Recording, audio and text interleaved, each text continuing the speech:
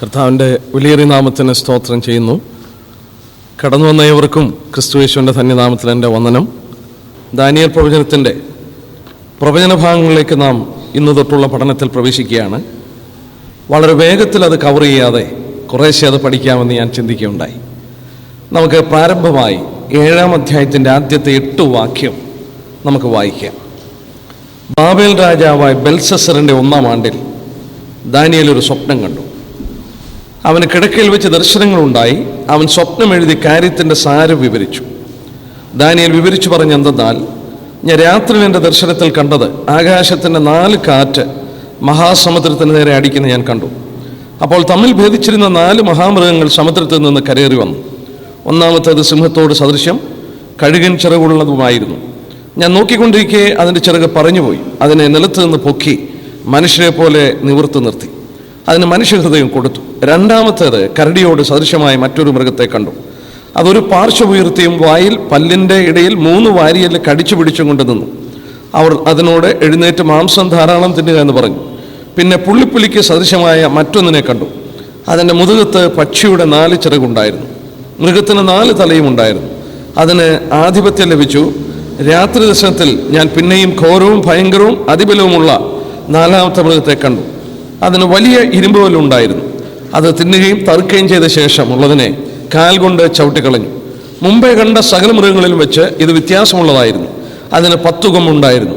ഞാൻ ആ കൊമ്പുകളെ നോക്കിക്കൊണ്ടിരിക്കുമ്പോൾ അവയുടെ ഇടയിൽ മറ്റൊരു ചെറിയ കൊമ്പ് മുളച്ചു വന്നു. അതിനാൽ മുമ്പിലത്തെ കൊമ്പുകളിൽ 3 പേരോട് പറഞ്ഞുപോയി. ആ കൊമ്പിൽ മനുഷ്യൻ്റെ കണ്ണുപോലെ കണ്ണും വമ്പ് പറയുന്ന വായും ഉണ്ടായിരുന്നു. 9-ാം വാക്യത്തിൽ ഞാൻ നോക്കിക്കൊണ്ടിരിക്കുമ്പോൾ അവർ ന്യായസംഘങ്ങളെ വെച്ചു. വയോധികനായ ഒരുത്തൻ വന്നു. അതിൻ്റെ 11-ാം വാക്യം, കൊമ്പ് സംസാരിച്ച വലിയ വാക്കുകളുടെ ശബ്ദ നിമിത്തം ഞാൻ അന്നേരം നോക്കി. അവർ മൃഗത്തെ കൊല്ലുകയും അതിൻ്റെ ഉടലിനെ നശിപ്പിച്ച് തീയിലിട്ട് ചുട്ടുകളയുകയും ചെയ്യുവോളം ഞാൻ നോക്കിക്കൊണ്ടിരുന്നു. നമ്മൾ ഓർത്തതുപോലെ ദാനിയേലിൻ്റെ പുസ്തകം ആദ്യത്തെ 6 അധ്യായം ചരിത്രമാണ്. ഇനി 7 തൊട്ട് 12 വരെയുള്ള അധ്യായങ്ങൾ പ്രവചനമാണ്, പ്രൊഫസിയാണ്. ഈ 7-ാം അധ്യായം പ്രത്യേകാൽ വളരെ പഠിക്കുവാൻ ആവശ്യമായ ഒരു ചാപ്റ്ററാണ്. മാത്രമല്ല, ഞാൻ വായിച്ച് മനസ്സിലാക്കി, സ്ക്രൈബ്സ്, അതായത് എഴുത്തുകാർ, പഴയ നിയമ എഴുത്തുകൾ പകർത്തി എഴുതിയവർ, അവർ 7-ാം അധ്യായത്തെ പറഞ്ഞിരുന്നത് the greatest chapter in scripture എന്നാണ് സ്ക്രൈബ്സുകൾ പറഞ്ഞത്. ഈ പഴയ നിയമ ഗ്രന്ഥങ്ങൾ പകർത്തി എഴുതിയവർ പറഞ്ഞു Daniel 7 that's a greatest chapter in scripture. തിരുവചനത്തിലെ ഏറ്റവും പ്രധാനപ്പെട്ട ചാപ്റ്ററാണ്. കാരണം ഈ ചാപ്റ്ററിലാണ് യേശുക്രിസ്തുവിൻ്റെ മടങ്ങിവരവും രാജ്യം സ്ഥാപിക്കുന്ന കാര്യങ്ങളൊക്കെ വെളിപ്പെടുത്തിയിരിക്കുന്ന ഒരു ചാപ്റ്റർ. നമ്മൾ ഈ അധ്യായം മുഴുവൻ ഇന്ന് ധ്യാനിക്കാനായിട്ട് സാധ്യമല്ല. നമ്മളതിൻ്റെ ആദ്യത്തെ ചില വാക്യങ്ങൾ വായിച്ചത് മനസ്സിലാക്കാനായിട്ട് പോവുകയാണ്. നോക്കുക, ഇവിടെ ദൈവം വീണ്ടും ലോകരാഷ്ട്രങ്ങളുള്ള ബന്ധത്തിൽ ഭാവിയെ സംബന്ധിച്ചും അതിൻ്റെ അന്ത്യം എന്തായിരിക്കും എന്നുള്ളതും പ്രത്യേകം വെളിപ്പെടുത്തി പഠിപ്പിക്കുകയാണ്. ഈ ലോകത്തിലുള്ള ഒരു രാഷ്ട്രീയ നേതാവിനോ ഒരു ദാർശനികനോ ഈ ലോകത്തിൻ്റെ അന്ത്യം എന്തായിരിക്കും, അൾട്ടിമേറ്റ് ഫ്യൂച്ചർ ഓഫ് മാൻകൈൻഡ് എന്തായിരിക്കും എന്ന് പറയുവാൻ സാധ്യമല്ല. എന്നാൽ ദൈവം അത് നമുക്ക് വളരെ വ്യക്തമായി ഇവിടെ വെളിപ്പെടുത്തി തന്നിരിക്കുന്നു. എന്നാൽ ഇനി 7 തൊട്ടുള്ള അധ്യായം നമ്മൾ വായിക്കുമ്പോൾ നമ്മൾ കാണാൻ പോകുന്ന ഒരു കാര്യം, ഇവിടെ പറഞ്ഞിരിക്കുന്ന പലതും അത് സയൻസിനകത്തും സിമ്പിൾസിൽ കൂടെയാണ്. എന്ന് പറഞ്ഞാൽ ദൃഷ്ടാന്തങ്ങളിൽ കൂടെയും രൂപകാലങ്കാരത്തിൽ കൂടെയും പറഞ്ഞിരിക്കുന്നു. വെളിപ്പാട് പുസ്തകത്തിൽ നമ്മൾ കാണുന്ന പോലെ തന്നെ യോഹന്നാൻ വെളിപ്പാട് പുസ്തകത്തിൽ പലതും സിമ്പിൾസിൽ കൂടെ, രൂപകാലങ്കാരത്തിൽ കൂടെയാണ് അവിടെ വെളിപ്പെടുത്തിയിരിക്കുന്നത്. അതുപോലെ തന്നെയാണ് 7-ാം അധ്യായത്തിലും തുടങ്ങി നമ്മളിനി കാണാൻ പോകുന്നത്. നമ്മളിനി ഇവിടെ പ്രത്യേകം ശ്രദ്ധിച്ചാൽ, ദാനിയേൽ ഇനിയും 4 പ്രത്യേക സന്ദർഭങ്ങളിൽ ദർശനങ്ങൾ കാണുന്നുണ്ട്. 4 പ്രത്യേക സന്ദർഭങ്ങളിൽ. അതിൽ ഒന്നാമത്തേതാണ് നമ്മളിവിടെ കാണുന്നത്. 4 പ്രത്യേക സന്ദർഭങ്ങളിൽ ലോകരാഷ്ട്രങ്ങളുടെ ഭാവിയെ സംബന്ധിച്ച് ദാനിയേൽ ദർശനം കാണുന്നു. അതിലാദ്യത്തേതാണ് 7-ാം അധ്യായത്തിൽ നമ്മൾ കാണുന്നത്. എന്തുകൊണ്ടാണ് ദൈവം 4 ഈ ദർശനം ദാനിയേലിന് കൊടുത്തത്? ഒന്നാമത് മനസ്സിലാക്കണം, ഇതിൽ വെളിപ്പെടുത്തിയിരിക്കുന്ന ഒരു വെളിപ്പാടും അതിൽ തന്നെ പൂർണ്ണതയുള്ളതല്ല. അതിൽ തന്നെ പൂർണ്ണതയുള്ളതല്ലാത്തത് കൊണ്ട് ദൈവം വാസ്തവത്തിൽ വെളിപ്പെടുത്തി കൊടുത്തപ്പോൾ അതിൻ്റെ പ്രോഗ്രസീവ്, അത് തുടർമാനമായി പുരോഗമനിക്കപ്പെടുന്ന ഒരു വിധത്തിലാണ് അതിൻ്റെ പ്രവചനം ദൈവം ദാനിയേലിന് വീണ്ടും രാഷ്ട്രങ്ങളുള്ള ബന്ധത്തിൽ കൊടുക്കുന്നത്. ഇവിടെ നമ്മൾ ശ്രദ്ധിച്ചു നോക്കിയാൽ ലോകരാഷ്ട്രങ്ങളുടെ ആരംഭവും സാമ്രാജ്യങ്ങളുടെ ആരംഭവും അതിൻ്റെ അസ്തമനവും വെളിപ്പെടുത്തിയിട്ട് അവസാനം നമ്മൾ കാണാൻ പോകുന്നത് ഈ 4 ദർശനങ്ങളും അവസാനിക്കുമ്പോൾ അന്ത്യകാലത്തുള്ള ബന്ധത്തിലുള്ള കാര്യങ്ങൾ പറഞ്ഞാണ് അവസാനിപ്പിക്കുന്നത്. ഈ 4 ദർശനവും ലോക സാമ്രാജ്യങ്ങളുടെ ഉത്ഭവം, അതിൻ്റെ അസ്തമനത്തെക്കുറിച്ച് പറഞ്ഞിട്ട് നോക്കുക, ഈ ലോക സാമ്രാജ്യങ്ങളുടെ എല്ലാം കേന്ദ്രമായി ഒരു പ്രത്യേക വ്യക്തി ചരിത്രത്തിൽ എഴുന്നേറ്റ് വരുന്നു അന്ത്യകാലത്ത്. അന്തിക്രിസ്തുവാണ്.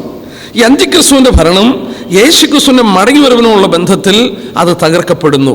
ഇപ്പോൾ ഈ 7-ാം അധ്യായം തന്നെ നമ്മൾ വായിച്ചപ്പോൾ 8-ാം വാക്യത്തിൽ കണ്ടു, ഒരു ചെറിയ കൊമ്പ് മുളച്ചു വന്നു. ഈ ചെറിയ കൊമ്പ് മുളച്ചു വന്നിട്ട് വയോധികനായ ഒരുത്തൻ ഇരിക്കുന്നതും ന്യായവിസ്താര സഭ ഇരിക്കുന്നതും അവർ മൃഗത്തിനെ അതിനെ നശിപ്പിച്ച് ഉടലിനെ തകർത്ത് കളയുന്നത് കാണുന്നു. അപ്പോൾ ഇവിടെ വെളിപ്പെടുത്തിയിരിക്കുന്ന സത്യങ്ങൾ എന്താണെന്ന് ചോദിച്ചാൽ, ലോക സാമ്രാജ്യങ്ങളുടെ ഉത്ഭവവും അവയുടെ അസ്തമനവും പറഞ്ഞിട്ട് അവയുടെ അന്ത്യകാലത്ത് ലോക സാമ്രാജ്യങ്ങളെ പ്രതിനിധീകരിച്ചുകൊണ്ടൊരു പ്രത്യേക വ്യക്തി എഴുന്നേറ്റ് വരുന്നു. ആ വ്യക്തിയാണ് അന്തിക്രിസ്തു. ഈ അന്തിക്രിസ്തു ഭരണമേറ്റെടുത്ത ശേഷം അന്തിക്രിസ്തുവിനെ തകർക്കുന്ന സംഭവത്തോടുള്ള ബന്ധത്തിലാണ് ഈ 4 പ്രവചനങ്ങളും പ്രത്യേകം ഇവിടെ അവസാനിക്കുന്നത്. ഇനി നമ്മളൊന്ന് ശ്രദ്ധിച്ചാട്ടെ, എന്തിനാണ് ദൈവം 4 ദർശനം കൊടുത്തത്? നമ്മൾ ഓർത്തു, ഒരു പ്രവചനവും അത് അതിൽ തന്നെ പൂർണ്ണതയുള്ളതായി കാണുന്നില്ല. അഡീഷണൽ റെവലേഷൻസ് ദൈവം കൊടുത്തുകൊണ്ടിരിക്കുക. എന്നാൽ 4 എന്ന് പറയുന്നത് ലോകത്തിൻ്റെ നമ്പറാണ്. 4 is A number of the world. 4 ദിക്കുകളെ, 4 കാറ്റുകളെ, ഇങ്ങനെ 4 എന്നുള്ളത് പ്രത്യേക ലോകത്തിൻ്റെ നമ്പറാണ്. 7 പൂർണ്ണസംഖ്യയാണല്ലോ. 7 പൂർണ്ണസംഖ്യാതിൻ്റെ കാരണം 4 + 3, 4 ലോകത്തിൻ്റെ ചിത്രവും 3 ദൈവത്തിൻ്റെ ചിത്രവുമാണ്. 4+3. ഇവിടെ നോക്കുക, 4 ദർശനങ്ങൾ കൊടുക്കുമ്പോൾ ദൈവം 4 ദർശനത്തിൽ കൂടെ 1 ലിമിറ്റഡ് ആയിരിക്കുന്നതിൻ്റെ അഡീഷണൽ റെവലേഷൻ അടുത്തതിനകത്ത് കൊടുത്തുകൊണ്ടിരിക്കുക. ഉദാഹരണമായിട്ട് നമ്മൾ ഇവിടെ നോക്കിയാൽ 10 കൊമ്പ് അതിൻ്റെ 7-ാം വാക്യത്തിൽ അവസാനത്തെ സാമ്രാജ്യം, റോമൻ സാമ്രാജ്യത്തിൽ നിന്ന് 10 കൊമ്പ് മുളച്ചു വരുന്നു. ഈ 10 കൊമ്പ് മുളച്ചു വരുന്നു. നമുക്കറിയാം, അന്ത്യകാലത്ത് എഴുന്നേറ്റ് വരേണ്ട റോമൻ സാമ്രാജ്യത്തിലെ രാഷ്ട്രങ്ങളാണ്. എന്നാൽ ഇവയെ ഒന്നിപ്പിക്കുന്നത് എങ്ങനെയാണെന്നുള്ളത് അവിടെ പറഞ്ഞിട്ടില്ല. എന്നാൽ അത് വെളിപ്പെടുത്തി തരുന്നത് ദൈവം അഡീഷണൽ റെവലേഷൻ കൊടുക്കുമ്പോഴാണ്. ഒരു ചെറിയ കൊമ്പ് മുളച്ചു വരുന്നു. ഒരു ചെറിയ കൊമ്പ് മുളച്ചു വന്നിട്ട് ആ ചെറിയ കൊമ്പാണ് ഇതിനെ യുണൈറ്റ് ചെയ്യുന്നതെന്ന് നമുക്ക് കാണാൻ സാധിക്കുന്നു. നമുക്ക് മുന്നോട്ട് കടന്നു പോകാം. ഈ പ്രവചന ഭാഗം വീണ്ടും ശ്രദ്ധിച്ചാൽ നമ്മൾ പഠിക്കാനായിട്ടുള്ള പ്രധാനപ്പെട്ട കാര്യം നമ്മൾ ഓർത്തു, ദൈവം തരുന്ന ഈ സെക്കൻഡ് വിഷൻ, അതായത് 2-ാം അധ്യായത്തിലെ ലോക സാമ്രാജ്യങ്ങളെക്കുറിച്ച് നെബൂഖദ്നേസർ രാജാവിന് ദൈവം ഒരു വെളിപ്പാട് കൊടുത്തു. ആ 4 ലോഹങ്ങൾ കൊണ്ട് നിർമ്മിക്കപ്പെട്ട ബിംബം കൊടുത്തു. ആ ബിംബത്തിൻ്റെ ദർശനം വാസ്തവത്തിൽ അത് അതിൽ തന്നെ പൂർണ്ണതയല്ല. അതിൻ്റെ അഡീഷണലാണ് 2ാമത് ദൈവം കൊടുക്കുന്ന 4 മൃഗങ്ങൾക്കൂടെയുള്ള വെളിപ്പാടിൽ ദൈവം കൊടുക്കുന്നത്. ലോക സാമ്രാജ്യത്തിൻ്റെ അന്ത്യത്തെക്കുറിച്ച് ഓരോ വെളിപ്പാട് കഴിയുമ്പോൾ അവസാനം വന്ന് ചരിത്രത്തിൻ്റെ അന്ത്യത്തിൽ പ്രത്യക്ഷപ്പെടുന്ന ആ കൊച്ച് കൊമ്പിനെ കുറിച്ചാണ് അവസാനം വെളിപ്പെട്ട് വരുന്നത്. നമ്മൾ കാണുന്നുണ്ട്, ആ ലാസ്റ്റ് ചിത്രത്തിൽ കാണുന്നുണ്ടല്ലോ, ഒരു ചെറിയ കൊമ്പ് അന്തിക്രിസ്തുവിനെ കുറിച്ചാണ്. ഇനിയുള്ള പഠനത്തിൽ നമുക്കത് പ്രത്യേകം കാണാനായിട്ട് സാധിക്കുന്നു. എന്നാൽ ഇവിടെ ഈ 7-ാം അധ്യായത്തിൽ വീണ്ടും ദൈവം 4 ഈ സാമ്രാജ്യങ്ങളെ കുറിച്ച് 4 മൃഗങ്ങളിൽ കൂടെ വെളിപ്പാട് കൊടുക്കുമ്പോൾ നമ്മൾ എന്തിനാ അത് കൊടുത്തതെന്നറിയാമോ? അന്ത്യകാലത്തെക്കുറിച്ച് മനസ്സിലാക്കി തരാനായിട്ട് അതിൻ്റെ ബാക്ക്ഗ്രൗണ്ട് സെറ്റ് ചെയ്ത് തരികയാണ്. ഈ 4 ലോക സാമ്രാജ്യങ്ങളെ കുറിച്ച് ദൈവം പറഞ്ഞു കൊടുക്കുമ്പോൾ ഫ്യൂച്ചർ ഇവന്റ്, അന്ത്യകാലത്ത് അന്തിക്രിസ്തു വെളിപ്പെടേണ്ടതിനുള്ള ബന്ധത്തിൽ അതിൻ്റെ ബാക്ക്ഗ്രൗണ്ട് ദൈവം സെറ്റ് ചെയ്ത് കൊടുക്കുകയാണ്. നമ്മൾ 2-ാം അധ്യായത്തിൽ ലഭിക്കാത്ത വെളിപ്പാടുകൾ 7-ാം അധ്യായത്തിൽ ദൈവം കൊടുക്കുന്നു. നമുക്ക് അതിലേക്കൊന്ന് ഓടിച്ചു നോക്കിയിട്ട് നമുക്ക് ഇതിൽ വ്യത്യസ്തമായിട്ടുള്ളത് നമുക്ക് പ്രത്യേകം ശ്രദ്ധിച്ച് ഈ അന്തിക്രിസ്തുവിൻ്റെ പഠനം നമുക്ക് ആരംഭിക്കാം. ഇനി നമുക്ക് അതിനുള്ള ബന്ധത്തിൽ വളരെയധികം കാര്യങ്ങൾ പഠിക്കാൻ സാധിക്കും. വചനത്തിൽ ഏറ്റവും അധികം പ്രവചന വിഷയങ്ങളിൽ ഊന്നിക്കാണിച്ചിട്ടുള്ള ഒരു വ്യക്തിയാണ് അന്ത്യക്രിസ്തു. അന്ത്യക്രിസ്തുവിനെ കുറിച്ചുള്ള പ്രവചനങ്ങൾ ഇവിടെയും അവിടെയുമായിട്ട് പടർന്നു കിടക്കുകയാണ്. വളരെയധികം പ്രവചനങ്ങൾ പറഞ്ഞിട്ടുണ്ട്. പ്രത്യേകിച്ച് ദാനിയേലിന്റെ പുസ്തകത്തിൽ ധാരാളം പ്രവചനം കാണാൻ സാധിക്കും. നമ്മൾ തന്നെ ചിന്തിച്ചേക്കാം, എന്തിനാണ് ഇത്രത്തോളം അന്ത്യക്രിസ്തുവിനെ കുറിച്ച് വെളിപ്പെടുത്തിയിരിക്കുന്നതെന്ന് ചിന്തിച്ചേക്കാം. ലോക സാമ്രാജ്യങ്ങളുടെ ജാതീയ ഭരണകൂടത്തിൻ്റെ അന്ത്യത്തിൽ വെളിപ്പെടേണ്ട ഒരു സ്വച്ഛാധിപതി, ഏറ്റവും വലിയ ഒരു ഭരണകർത്താവാണ് ആൻറ്റിക്രൈസ്റ്റ്. ആൻറ്റിക്രൈസ്റ്റിൻ്റെ ഭരണത്തെക്കുറിച്ചാണ് വെളിപ്പാടുകളാണ് നമുക്കിനി ലഭിക്കുന്നത്. അവൻ്റെ രാജ്യത്തിൻ്റെ ഭരണത്തിന് അന്ത്യം എങ്ങനെ വരുന്നു എന്നുള്ളതും കർത്താവ് വെളിപ്പെടുത്തി തരികയാണ്. നമുക്ക് ആ ഭാഗത്തിലേക്ക് കടന്നു വരാം. 2-3 വാക്യം നമ്മൾ ശ്രദ്ധിച്ചാൽ നേരത്തെ ചിന്തിച്ചിട്ടുണ്ട്. എന്നാൽ ഒരിക്കൽ കൂടി ആ ഭാഗം ഒന്ന് ശ്രദ്ധിച്ച് നമുക്ക് കടന്നു പോകാം. ദാനിയേൽ വിവരിച്ചു പറഞ്ഞെന്നാൽ, ഞാൻ രാത്രി ദർശനത്തിൽ കണ്ടത് ആകാശത്തിന് 4 കാറ്റ് മഹാസമുദ്രത്തിന് നേരെ അടിക്കുന്നത് ഞാൻ കണ്ടു. അപ്പോൾ തമ്മിൽ ഭേദിച്ചിരിക്കുന്ന 4 മൃഗങ്ങൾ സമുദ്രത്തിൽ നിന്ന് കരേറി വന്നു. നമ്മൾ നേരത്തെ ചിന്തിച്ചു, മഹാസമുദ്രത്തിന് നേരെ അടിച്ചു, ഗ്രേറ്റ് സീ.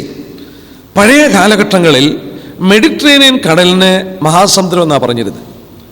പണ്ടുള്ള മാപ്പുകളൊക്കെ എടുത്തു നോക്കിയാൽ മെഡിറ്ററേനിയൻ കടലിൽ പ്രിന്റ് ചെയ്തിരിക്കുന്നത് തന്നെ ദ ഗ്രേറ്റ് സീ എന്നാണ്. ഗ്രേറ്റ് സീ എന്ന് വിളിക്കപ്പെടുന്നത്, മഹാസമുദ്രം എന്ന് വിളിക്കപ്പെടുന്നത് മെഡിറ്ററേനിയൻ കടലിനെയാണ്.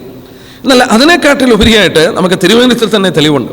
സംഖ്യ 34 6-7 വാക്യം വായിക്കുമ്പോൾ, ഇസ്രായേലിന്റെ അതിരുകളെ ദൈവം പറഞ്ഞു കൊടുക്കുമ്പോൾ അതിന്റെ വെസ്റ്റേൺ പാർട്ടിൽ പറഞ്ഞിരിക്കുന്നത് മെഡിറ്ററേനിയൻ കടലാണ്. സംഖ്യാപുസ്തകം 34 6-7 വാക്യം, നമ്പേഴ്സ് ചാപ്റ്റർ 34 വേഴ്സ് 6 and 7.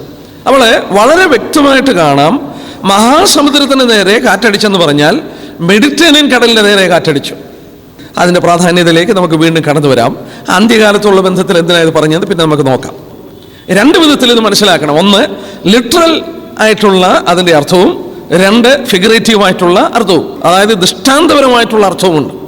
ഈ മഹാസമുദ്രം എന്ന് പറഞ്ഞത് ആക്ഷരികമായി മെഡിറ്ററേനിയൻ കടലാണ്. ഗ്രേറ്റ് സീ എന്ന് പറഞ്ഞാൽ മെഡിറ്ററേനിയൻ കടലാണ്, അത് ലിറ്ററൽ തിങ്ങാണ്. എന്നാൽ ഇതിനൊരു ഫിഗറേറ്റീവ് ആസ്പെക്ട് ഉണ്ട്. ഒരു രൂപകാലങ്കാരത്തിലും ഈ സമുദ്രത്തെ പറഞ്ഞിരിക്കുന്നു. വചനത്തിൽ സംശയമില്ലാതെ മനസ്സിലാക്കിയിട്ടുണ്ട്, മഹാസമുദ്രം അല്ലെങ്കിൽ സമുദ്രം എന്ന് പറയുന്നത് ജനസമൂഹത്തിന് പറഞ്ഞിരിക്കുന്നു. വെളിപ്പാട് ദിവസവും 17-15 നമ്മളത് കണ്ടിട്ടുണ്ട്. നീ കണ്ട വെള്ളം ഭാഷകളും വംശങ്ങളും പുരുഷാരങ്ങളുമാണ്. വളരെ വ്യക്തമായിട്ട് ഒരു കാര്യം നമ്മൾ നേരത്തെ പഠിച്ചു. അന്ത്യകാലത്ത് nations will become a troubled sea. അന്ത്യകാലത്ത് ലോകരാഷ്ട്രങ്ങൾ, അതായത് കാറ്റ് കൊണ്ട് ഉലയുന്ന, സ്റ്റോം അടിച്ച് ഉലയുന്ന ഒരു സമുദ്രം പോലെ ആയി മാറും. എന്ന് പറഞ്ഞാൽ there will be conflicts among the nations. രാഷ്ട്രങ്ങളിൽ പരിഹരിക്കാൻ വയ്യാത്ത കോൺഫ്ലിക്റ്റുകളും ഭയങ്ങളും പ്രശ്നങ്ങളും ആവിർഭവിക്കും. നമ്മൾ ഇന്നത് കാണുന്നു.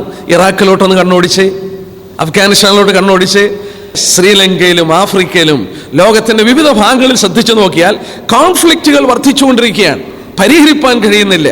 ഇത് നമ്മൾ ശ്രദ്ധിച്ചു നോക്കിയാൽ ഈ കോൺഫ്ലിക്റ്റ് തന്നെയല്ല, സമാധാനപൂർണമായിരിക്കുന്ന രാഷ്ട്രങ്ങൾ പോലും ഭയത്തിൽ അമരുന്നു. കാരണം എന്താ? ടെററിസം കൊണ്ട്. അമേരിക്ക, മുസ്ലിം രാഷ്ട്രങ്ങൾ അവർക്ക് അതിരില്ലെങ്കിലും അമേരിക്ക പോലും പലപ്പോഴും ഭയന്നു കഴിയുന്നു. ലോകരാഷ്ട്രങ്ങളൊക്കെ ഭീതിയുടെ ഒരു വക്കിലാണ്. കാരണം എന്താ? ഈ ടെററിസ്റ്റ് നേഷൻസ് ന്യൂക്ലിയർ ആയുധങ്ങൾ കരസ്ഥമാക്കാൻ വേണ്ടി വളരെ ശ്രമം നടത്തുന്നു. ഇന്റലിജൻസ് ആളുകൾ പറയുന്നുണ്ട്, തകർക്കപ്പെട്ട USSRന്റെ പല രാഷ്ട്രങ്ങളിൽ നിന്നും ഈ ഇറാനും മറ്റും ന്യൂക്ലിയർ ആയുധങ്ങൾ കൈവശപ്പെടുത്തിയിട്ടുണ്ടെന്ന് പറയുന്നുണ്ട്. മാത്രമല്ല ആരുടെയിലൊക്കെ ഉണ്ടെന്ന് പോലും ഇപ്പം നിശ്ചയമില്ല. എന്നാൽ ന്യൂക്ലിയർ ആയുധങ്ങൾ ഇസ്ലാമിക് രാഷ്ട്രങ്ങളുടെ കയ്യിൽ കിട്ടുമ്പോൾ, ടെററിസ്റ്റുകാരുടെ കയ്യിൽ കിട്ടുമ്പോൾ നമുക്ക് സാമാന്യമായിട്ട് ചിന്തിക്കാൻ സാധിക്കും, ആളുകൾ കുറച്ചുകൂടെ ഭയം കൊണ്ട് ഗ്രിപ്റ്റാകുകയാണ്. ഇന്ന് രാത്രിയിൽ ഒരു കാര്യം പ്രത്യേകം നോക്കുക. സമുദ്രത്തിന്റെ നേരെ കാറ്റടിക്കുന്നു. ആരാണ് ഈ കാറ്റടിപ്പിക്കുന്നത്? സ്വർഗത്തിലെ ദൈവമാണ്. ദൈവമാണ് ഈ രാഷ്ട്രങ്ങളെ ഇളക്കുന്നത്. നമ്മൾ ഹഗ്ഗായി പ്രവചനത്തിൽ നിന്നൊക്കെ വായിക്കുന്നുണ്ട്, കുറഞ്ഞൊന്നു കഴിഞ്ഞിട്ട് ഞാൻ ആകാശത്തെയും ഭൂമിയെയും ഇളക്കും. എന്നിട്ട് ഭൂമിയുടെ മനോഹരസ്വ വരും. നോക്കുക, ലോകം ഒരു സമാധാനപൂർണ്ണമായിട്ട് പോവുകയല്ല. ഇത് അന്ത്യകാലത്താകുമ്പോൾ രാഷ്ട്രീയഗോളം ഒരു കൊടുങ്കാറ്റ് കൊണ്ട് ഉലയുന്നത് പോലെ, കോൺഫ്ലിക്ട്സ് കൊണ്ടും ഭയം കൊണ്ടും ഒക്കെ ഉലയുന്ന ഒരു അന്തരീക്ഷം ലോകത്തിൽ സംജാതമാകും. പഴയ കാലങ്ങളിലും ലോകത്തിൽ സ്വച്ഛാധിപതികൾ എഴുന്നേറ്റ് വന്നത്, സാമ്രാജ്യങ്ങൾ എഴുന്നേറ്റ് വന്നത് ഈ വിധത്തിലാണെന്ന് നമുക്ക് പഠിച്ചാൽ അറിയാം. അന്യോന്യം പോരാടിയും അസമാധാനമുള്ള കാലഘട്ടങ്ങളിൽ സാമ്രാജ്യങ്ങൾ ഒന്നിൻ്റെ പുറകെ ഒന്ന് എഴുന്നേറ്റ് വന്നു. ഇവിടെ വായിക്കുന്നു 3-ാം വാക്യം നോക്കിയാട്ടെ. അപ്പോൾ തമ്മിൽ ഭേദിച്ച 4 മഹാമൃഗങ്ങൾ സമുദ്രത്തിൽ നിന്ന് കയറി വന്നു. എന്താണ് ഈ മൃഗങ്ങൾ? 17-ാം വാക്യം വ്യക്തമാക്കുന്നു. ആ 4 മഹാമൃഗങ്ങൾ ഭൂമിയിൽ ഉണ്ടാകുവാനിരിക്കുന്ന 4 രാജാക്കന്മാരാകുന്നു, അല്ലെങ്കിൽ രാജ്യങ്ങൾ എന്ന് പറയുന്നു. രാജാക്കന്മാരെന്ന് ഇവിടെ പറഞ്ഞിരിക്കുന്നത് രാജ്യങ്ങൾക്കും പറഞ്ഞിരിക്കുന്നത് സാമ്രാജ്യങ്ങളാണ്. അപ്പോൾ നമ്മൾ ആ ബിംബത്തിൽ കണ്ടു 4 ലോഹങ്ങൾ കൊണ്ട് 4 സാമ്രാജ്യത്തെ പ്രതിനിധീകരിച്ചു. ബാബിലോൺ, മേദ്യ പാർഷ്യർ, ഗ്രീക്ക്, റോം. അതുപോലെ തന്നെ ഈ മൃഗങ്ങൾ കയറി വന്നപ്പോൾ 4 രാജാക്കന്മാരാണെന്ന് ദൈവം വെളിപ്പെടുത്തി. എന്നാൽ ഇനി നമുക്ക് ഈ വിഷയത്തിലേക്ക് കടക്കാം. നോക്കുക, ഈ 4 സാമ്രാജ്യത്തെ വെളിപ്പെടുത്തുവാൻ ദൈവം 4 വാക്യമേ എടുത്തുള്ളൂ ഈ അധ്യായത്തിൽ. ശ്രദ്ധിച്ചു നോക്കിയേ, അതിൻ്റെ 4 തൊട്ട് 7 വരെയുള്ള വാക്യം, 4, 5, 6, 7, വെറും 4 വാക്യങ്ങൾ കൊണ്ട് 4 ലോക സാമ്രാജ്യങ്ങളെ ദൈവം വരച്ചു തന്നു. ഈ വരച്ചു തന്ന ചിത്രം നമ്മൾ നോക്കിയാലേ നമ്മളൊക്കെ കാണുന്ന കാർട്ടൂണിൽ വരച്ചിരിക്കുന്ന പടങ്ങൾ പോലെ, കാർട്ടൂൺസ്. ഇവിടെ ഒരു വ്യത്യാസമേ ഉള്ളൂ, ഈ കാർട്ടൂൺ ഇവിടെ വരച്ചു തരുമ്പോൾ ദിസ് ഈസ് ത്രൂ വേർഡ്സ്, പക്ഷെ പിക്ചേഴ്സ് വരച്ചു തന്നില്ല. എന്നാൽ ഒരു വാക്കുകൾ കൊണ്ടുള്ളൊരു ചിത്രം ദൈവം നമ്മുടെ മുന്നിൽ വരച്ചു തരികയാണ്. ഈ ചിത്രത്തിൽ കൂടെ വാസ്തവത്തിൽ ദൈവം 4 മഹാസാമ്രാജ്യങ്ങളുടെ ചിത്രം 4 വാക്യത്തിൽ ഉൾപ്പെടുത്തിയപ്പോൾ നോക്കുക, അധ്യായത്തിൽ എത്ര വാക്യമുണ്ട്? 28 വാക്യമുണ്ട്. ഈ 28 വാക്യത്തിൽ ബാക്കിയുള്ള വാക്യങ്ങൾ മുഴുവൻ നമ്മളൊന്ന് ശ്രദ്ധിച്ചു നോക്കിയേ, ഒരു മനുഷ്യനെ കേന്ദ്രീകരിച്ച് പറഞ്ഞിരിക്കുക. ഈ 4 വാക്യങ്ങൾ ലോകത്തിൽ ഉത്ഭവിച്ച 4 സാമ്രാജ്യങ്ങളെ കുറിച്ച് പറഞ്ഞിട്ട് പിന്നീട് 8-ാം വാക്യം തുടങ്ങി 28-ാം വാക്യം വരെ ഒരു മനുഷ്യനെ, ലോക ചരിത്രത്തിൽ, ജാതീയ ചരിത്രത്തിൽ അന്ത്യകാലത്ത് വെളിപ്പെടുന്ന ഒരു മനുഷ്യനെ, അതായത് അന്തിക്രിസ്തുവിനെ കേന്ദ്രീകരിച്ചുകൊണ്ടുള്ള വെളിപ്പാടാണ്. അപ്പോൾ എത്രത്തോളം ദൈവം അതിന് പ്രാധാന്യത കൊടുക്കുന്നുണ്ട്. അന്ത്യകാലങ്ങൾ സംഭവങ്ങൾ എത്രത്തോളം വിലയിരുത്തി പഠിക്കണമെന്നുള്ളത് ഞാൻ ഈ അധ്യായം വായിച്ചപ്പോൾ തന്നെ ചിന്തിച്ചു പോയി. കാരണം കഴിഞ്ഞുപോയ സാമ്രാജ്യങ്ങളെ വരച്ചു തരുവാൻ 4 വാക്യം ദൈവം ഉപയോഗിച്ചപ്പോൾ 28 വാക്യങ്ങളിൽ ബാക്കി വാക്യങ്ങൾ അന്ത്യകാലത്തിൽ വെളിപ്പെടുന്ന സംഭവങ്ങളെ ദൈവം വരച്ചു തരികയായിരുന്നു. അപ്പൊ ദൈവം അത് അങ്ങനെ വരച്ചു തന്നെങ്കിൽ നമുക്കൊരു കാര്യം മനസ്സിലാക്കാൻ സാധിക്കുന്നു, ദൈവത്തിന് തൻ്റെ ജനം ഇത് മനസ്സിലാക്കാൻ വേണ്ടിയാണ് ഇത്ര ഡീറ്റെയിൽസ് ദൈവം വരച്ചത്. 2-ാം അധ്യായത്തിൽ നമ്മൾ കണ്ടു, നെബൂഖദ്നേസർ രാജാവ് രാജ്യങ്ങളുടെ ചിത്രം കണ്ടു. എന്നാൽ അത് ദാനിയേൽ വെളിപ്പെടുത്തി കൊടുത്തു. എന്നാൽ 7-ാം അധ്യായത്തിൽ ദാനിയേൽ പറയുന്നു, ഞാൻ ആ ദർശനം കണ്ടു. ആരാണ് ദാനിയേൽ വെളിപ്പെടുത്തി കൊടുത്തത്? ദൂതൻ ദാനിയേലിന് വെളിപ്പെടുത്തി കൊടുത്തു. നെബൂഖദ്നേസർ രാജാവ് കണ്ട ആ സ്വപ്നം ദാനിയേൽ വെളിപ്പെടുത്തിയപ്പോൾ ദാനിയേൽ കണ്ട സ്വപ്നം ദൂതൻ ദാനിയേലിന് വെളിപ്പെടുത്തി കൊടുക്കുകയാണ്. നമുക്ക് മുന്നോട്ട് കടന്നു പോകാം. ഈ രാജ്യങ്ങളെക്കുറിച്ച് ദൈവം ഇവിടെ 2ാമത് വരച്ചു വരുമ്പോൾ നോക്കാം, 4 ലോഹങ്ങളിൽ കൂടെ നിർമ്മിക്കപ്പെട്ട ബിംബത്തിൽ വെളിപ്പെടുത്താത്ത പല കാര്യങ്ങൾ ദൈവം ഈ ചിത്രത്തിൽ വരച്ചു തന്നിട്ടുണ്ട്. നമുക്കത് ഒന്ന് ഓടിച്ചു കടന്നു പോകാം. 7-ാം അധ്യായത്തിന്റെ 4-ാം വാക്യം നോക്കിയാട്ടെ. 7-ാം അധ്യായത്തിന്റെ 4-ാം വാക്യം, ഒന്നാമത്തേത് സിംഹത്തോട് സദൃശവും കഴുകന്റെ ചിറകുണ്ടമായിരുന്നു. ഞാൻ നോക്കിക്കൊണ്ടിരിക്കുമ്പോൾ ചിറക് പറഞ്ഞുപോയി. അതിനെ നിലത്ത് നിന്ന് പൊക്കി മനുഷ്യനെ പോലെ നിവർത്തി നിർത്തി അതിന് മനുഷ്യഹൃദയം കൊടുത്തു. നോക്കുക, സിംഹത്തിന് നോക്കുക തങ്കം കൊണ്ടുള്ള തല, 2-ാം അധ്യായത്തിൽ തങ്കം കൊണ്ടുള്ള തല. അതിന്റെ കറസ്പോണ്ടിങ് ആയിട്ട് ദാനിയേലിന് ദൈവം വെളിപ്പെടുത്തി കൊടുത്തു ചിറകുള്ള ഒരു സിംഹം. ഇവിടെ നമ്മൾ കണ്ടു, ആ ചിറക് കഴുകന്റെ ചിറകാണ്. കഴുകന്റെ ചിറകുള്ള ഒരു സിംഹം. ലോഹങ്ങളിൽ ഔന്നത്യത്തിൽ നിൽക്കുന്ന ലോഹം തങ്കമാണ്, മൃഗങ്ങളിൽ ഔന്നത്യത്തിൽ നിൽക്കുന്നത് സിംഹമാണ്. നോക്കിയേ, 2ന്റെയും കമ്പാരിസൺ. പിന്നീട് പക്ഷികളുടെ കൂട്ടത്തിൽ അതിശീഘ്രതയിൽ പറക്കുന്ന ഒരു പക്ഷിയാണ് കഴുകൻ. ആ കഴുകന്റെ ചിറകാണ് ഇവിടെ കൊടുത്തത്. എന്തിനാണ് ഈ കഴുകന്റെ ചിറക് കൊടുത്തത്? നമ്മൾ അതിനെക്കുറിച്ച് പഠിച്ചതാണ്. നെബൂഖദ്നേസർ രാജാവിന്റെ ഭരണകൂടം, ബാബിലോൺ സാമ്രാജ്യം BC 606 തൊട്ട് 538 വരെ നിലനിന്ന 68 വർഷത്തെ ഭരണകൂടമാണ് ഒറ്റ വാക്യം കൊണ്ട് ദൈവം അവിടെ വരച്ചു തന്നത്. ഒറ്റ വാക്യം കൊണ്ട്, ആ വാക്യത്തിൽ കൂടെ ദൈവം അത് വരച്ചു തന്നപ്പോൾ ദൈവം പറഞ്ഞു അത് സിംഹമായിരുന്നു, അതിന് കഴുകന്റെ ചിറകുണ്ടായിരുന്നു. കഴുകന്റെ ചിറക് പ്രോബബ്ലി നെബൂഖദ്നേസർ രാജാവ് എത്ര ശീഘ്രഗതിയിൽ ലോക സാമ്രാജ്യത്തെ പിടിച്ചടക്കി എന്നുള്ളത് അവിടെ മനസ്സിലാക്കി തരികയാണ്. 2ാമത്, ഈ രാജാവിനെ തന്നെ സിംഹമായിട്ട് പറഞ്ഞിട്ടുണ്ട് വെളിപ്പെടുന്നതിന് മുമ്പ്. നമുക്കൊന്ന് നോക്കാം. ജെറമ്യാവ് 4-ന്റെ 7-ാം വാക്യം. ജെറമ്യ ചാപ്റ്റർ 4:7 നെബൂഖദ്നേസറിനെ കുറിച്ചാണ് പറഞ്ഞിരിക്കുന്നത്. ജെറമ്യാവ് 4-ന്റെ 7-ാം വാക്യം, സിംഹം പള്ളക്കാട്ടിൽ നിന്ന് ഇളകിയിരിക്കുന്നു, ജാതികളുടെ സംഹാരകനിതാ നിന്റെ ദേശത്തെ ശൂന്യമാക്കുവാൻ തൻ്റെ സ്ഥലം വിട്ട് പുറപ്പെട്ടിരിക്കുന്നു. അവൻ നിന്റെ പട്ടണങ്ങളെയും നിവാസികളില്ലാതെ വണ്ണം നശിപ്പിക്കും. ഇതിനർത്ഥം രട്ടുടുവിപ്പീൻ, വിലപിച്ച് മുറയിടുവീൻ. നോക്കുക, ജാതികളുടെ സംഹാരകൻ നെബൂഖദ്നേസറിനെ കുറിച്ച് പറയുകയാണ്, പള്ളക്കാട്ടിൽ നിന്ന് പുറപ്പെട്ടു വന്നിരിക്കുന്നു.